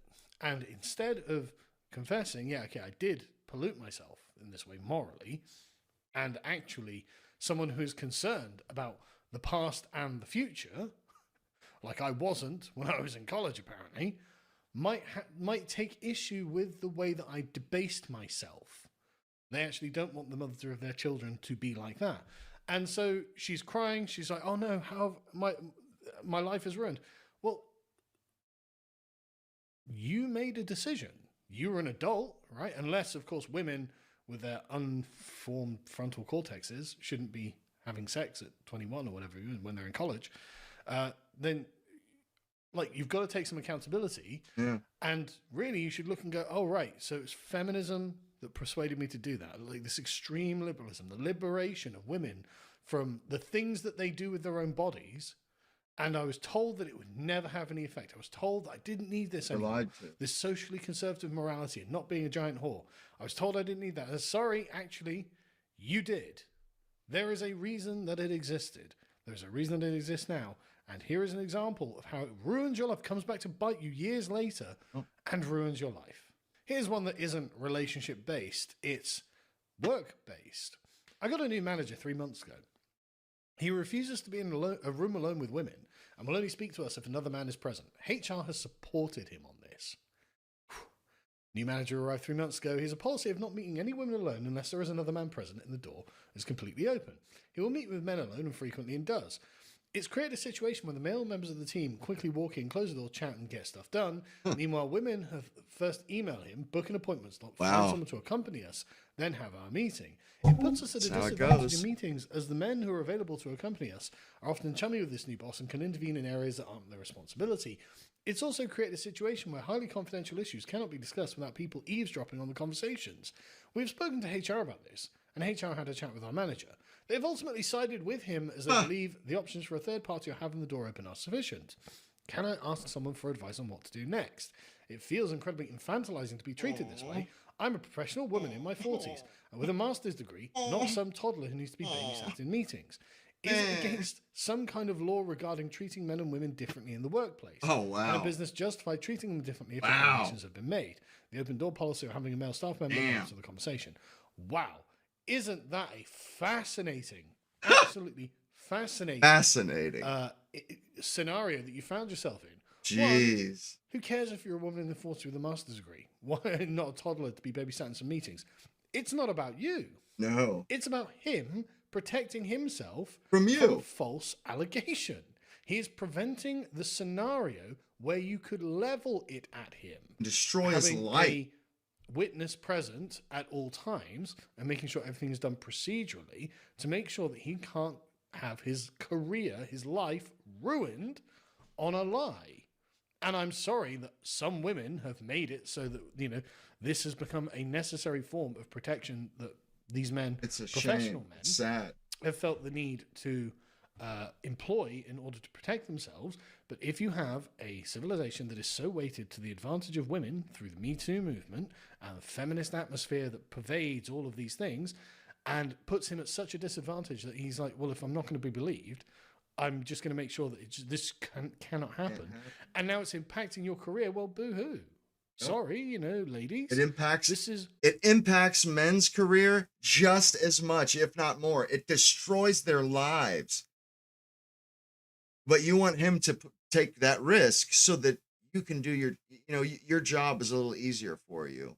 Well, tough shit, tough titty. This is what happens when you think you can leverage a particular gender advantage for your personal gain. Yes. Everything has second order consequences. This is a consequence of what women have chosen to do. Yep. You might not like it. You might be against it, although you don't seem to even understand why it's happening. You think, oh, they think I'm a toddler who needs to be babysat in meetings. Absolutely not. They think what you are is an explosive device that might go off at any minute and start leveling random and wild accusations at people that get everyone ruined. When the men just want to get on with their jobs. When it's a meeting with a man, sits down, gets the job done quickly, done. No worries, because they know that the men are not unexploded devices. But you appear to be that for them, which is not great for anyone involved. But what are we supposed to do about it? What are the options here? What's he supposed to do? He's got to guarantee to himself and presumably his family that he doesn't get his life completely ruined. He has to feed them. By some... They starve if he doesn't... who thinks that she deserves more than she's getting. I mean, like, the fact that you're working in this environment implies to me that you've jumped off of the great chain of being as well. You're like, no, I don't need to do my duty. I'm an independent girl boss who don't need no man. But what I do need is for the man above me to not treat me like an unexploded weapon, an unexploded device, an IED. But unfortunately to him, you are. And I love this. Is this against some kind of law regarding treating men and women differently in the workplace? Yeah. Well, that's why he's doing it. That's exactly why he's doing it. Yeah. Because the law says you're not allowed to. And that's why this is happening. And that's why HR are like, well, you know, I mean, he can do that. There's actually nothing wrong with that. In fact, that's they agree with him from his position. But it's the fact that you're instantly, can I get the law involved? Right? Isn't there a law he's breaking? First place your mind goes Can to. I call the And so you can cops? totally see why he's like, yeah, we're not having Not taking that risk. a lonely Sorry. meeting. We're having a third party here who can be a character witness in the event that it needs to happen. Anyway, That's incredible. moving on. Let's go to a bit of marriage advice. Why do I secretly want my husband to cheat? My husband, 39, and I, 36, have been married for 15 years. He's been an exemplary partner and loyal to me throughout the years. At this point, I just feel like I would like to feel that someone else wants him. I don't know why, but I would like him to cheat on me. I feel like this is odd, but I don't know why I would feel this way. Maybe I want to spice up our marriage. Does anyone else feel like this? And what could this be? I could look up info online, but I'd rather hear other people's perspective. Also, I don't go through his phone to look at his phone, but the few times I've looked at his phone chats, messages, fire history, nothing, which is great. He is tall and handsome. What's up with me? Yeah, that's interesting, isn't it? So a lot of why women are attracted to men, especially in long term, is about status, right? And women being intrinsically, deeply social creatures. She's wondering, why aren't the women around me trying to steal my husband? Right? That feels like she has a low status man. I mean, she probably doesn't. He's probably, great professional, works really hard, tall and handsome. She's very lucky to have him. But she's thinking, okay, well, if the other women aren't struggling to seduce my husband, then maybe I'm sat with something, someone of a lower social status than I thought. And she wants to know, by relative comparison to the other women and men around her, that she's doing well. And this would be exciting for her. So she's like, maybe if you cheat on me, I'd know that I had someone of high value. And it's a very destructive thing. I mean, what's she going to do? Start setting up trying to get her girlfriends to seduce him or something? Oh, yeah. So creepy. I'm sure that'll go great. I'm sure that'll go absolutely brilliantly. But this sort of failure to understand how good you've got it in your own relationship, again, nothing rational about this. This is pure lizard brain that's operating here. And a rational person, man or woman, would look and go, right, even if I feel this way, that would be fucking stupid for me to do, because I'm obviously going to, is an exemplary partner. Well, then don't fuck it up. Yeah. Even if you have this longing in you, I mean, my advice would be don't act on it. Go, you know what? That's kind of silly. Even if I feel that way, it's pretty silly, and I will just not encourage it. I will just ignore it. I will just encourage the healthy, wholesome relationship that I have with my partner. And a lot of people, I don't understand this about modernity, but just because you have an urge or a feeling doesn't mean you have to act on it. That's like the purpose of religion. It's supposed to help you resist, self-destructive urges, whatever they may be. Even and then when there's the odd weird occasion where, like, the waitress is flirting with him or something, you can be like, oh, right, he is attractive, he is desirable to other women, but thank goodness, he's mine. And so you can be reassured in that way. You just have to, be patient on that, I guess. But like, this is just a terrible thing to encourage, and you're just going to ruin your relationship. And speaking of ruining relationships, I saw this one and I was just like, oh my God. And remember, basically everything is a shit test, right? Immigration, feminism, all of these pieces, it's all a shit test, right? Basically, it's about women saying, look, I just want to know that you are rock solid, you are strong as stone, and you can't be moved. This is a great example of that. I, 26 female, ruined my marriage because I got bored of how perfect my 29 male husband is. So there's a fucking lesson in that, isn't there? Oh, I'm really bored. Yeah, you know what? No one wants to hear it. No one wants to hear it. Sit down, shut up, carry on as normal, or else everything blows up. Yep. Right? That's what happens here. That's what always happens. And trust me, this is what is going to happen. Start thinking, actually, am I bored or am I just really lucky? That's what you need to think about. I'm bored. No, you're not. Really you're someone who got insanely lucky and you need a hobby. That's what you need. Go get some knitting needles. Go do whatever it is that you think might be fun to do when you're just sat on your own. Stop obsessing over your relationship if everything's working well, and just get a fucking hobby. That's what you need to do. Start collecting flowers or whatever. I don't know. Make resin jewelry. I don't know, whatever women do for hobbies. Like, I play Warhammer. I love, painting stuff. Do whatever it is that you think is fun. If you were just stuck on a desert island on your own and you're like, okay, I'm on my own on a desert island. What would I do to entertain myself? Go and do that. Literally, go and do that, right? Listen to this. This infuriated me. Infuriated me. My husband is calm and never yells.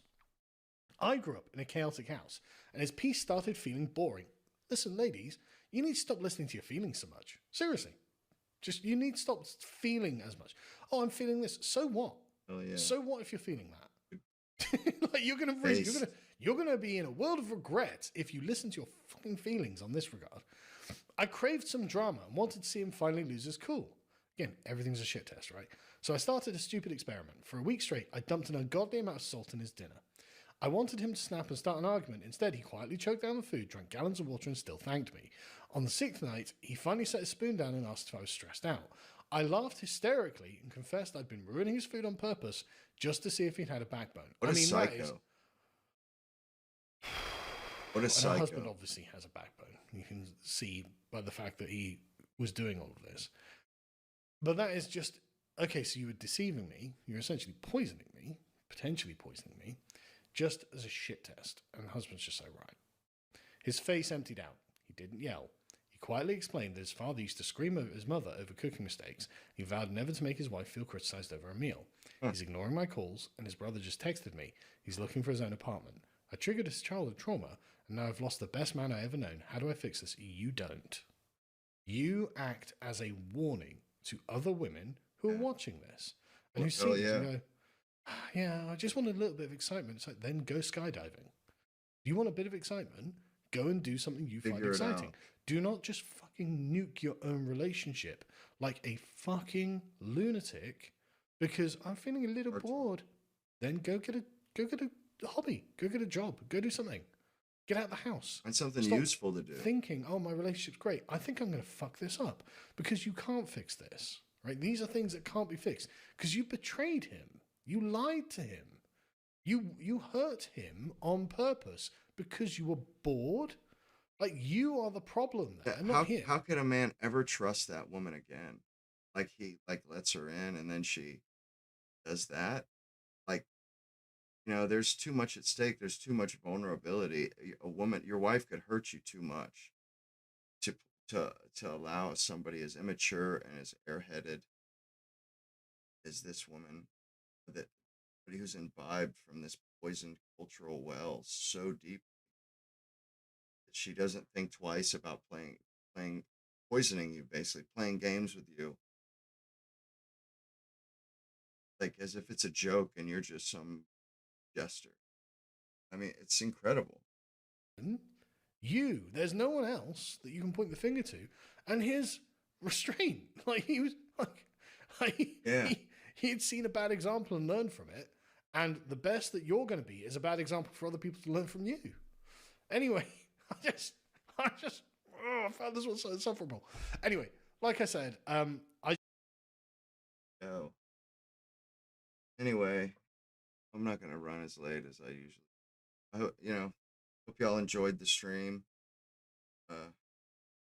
Till next time, y'all have a great one. I'll see you in the next episode. Next stream anyhow.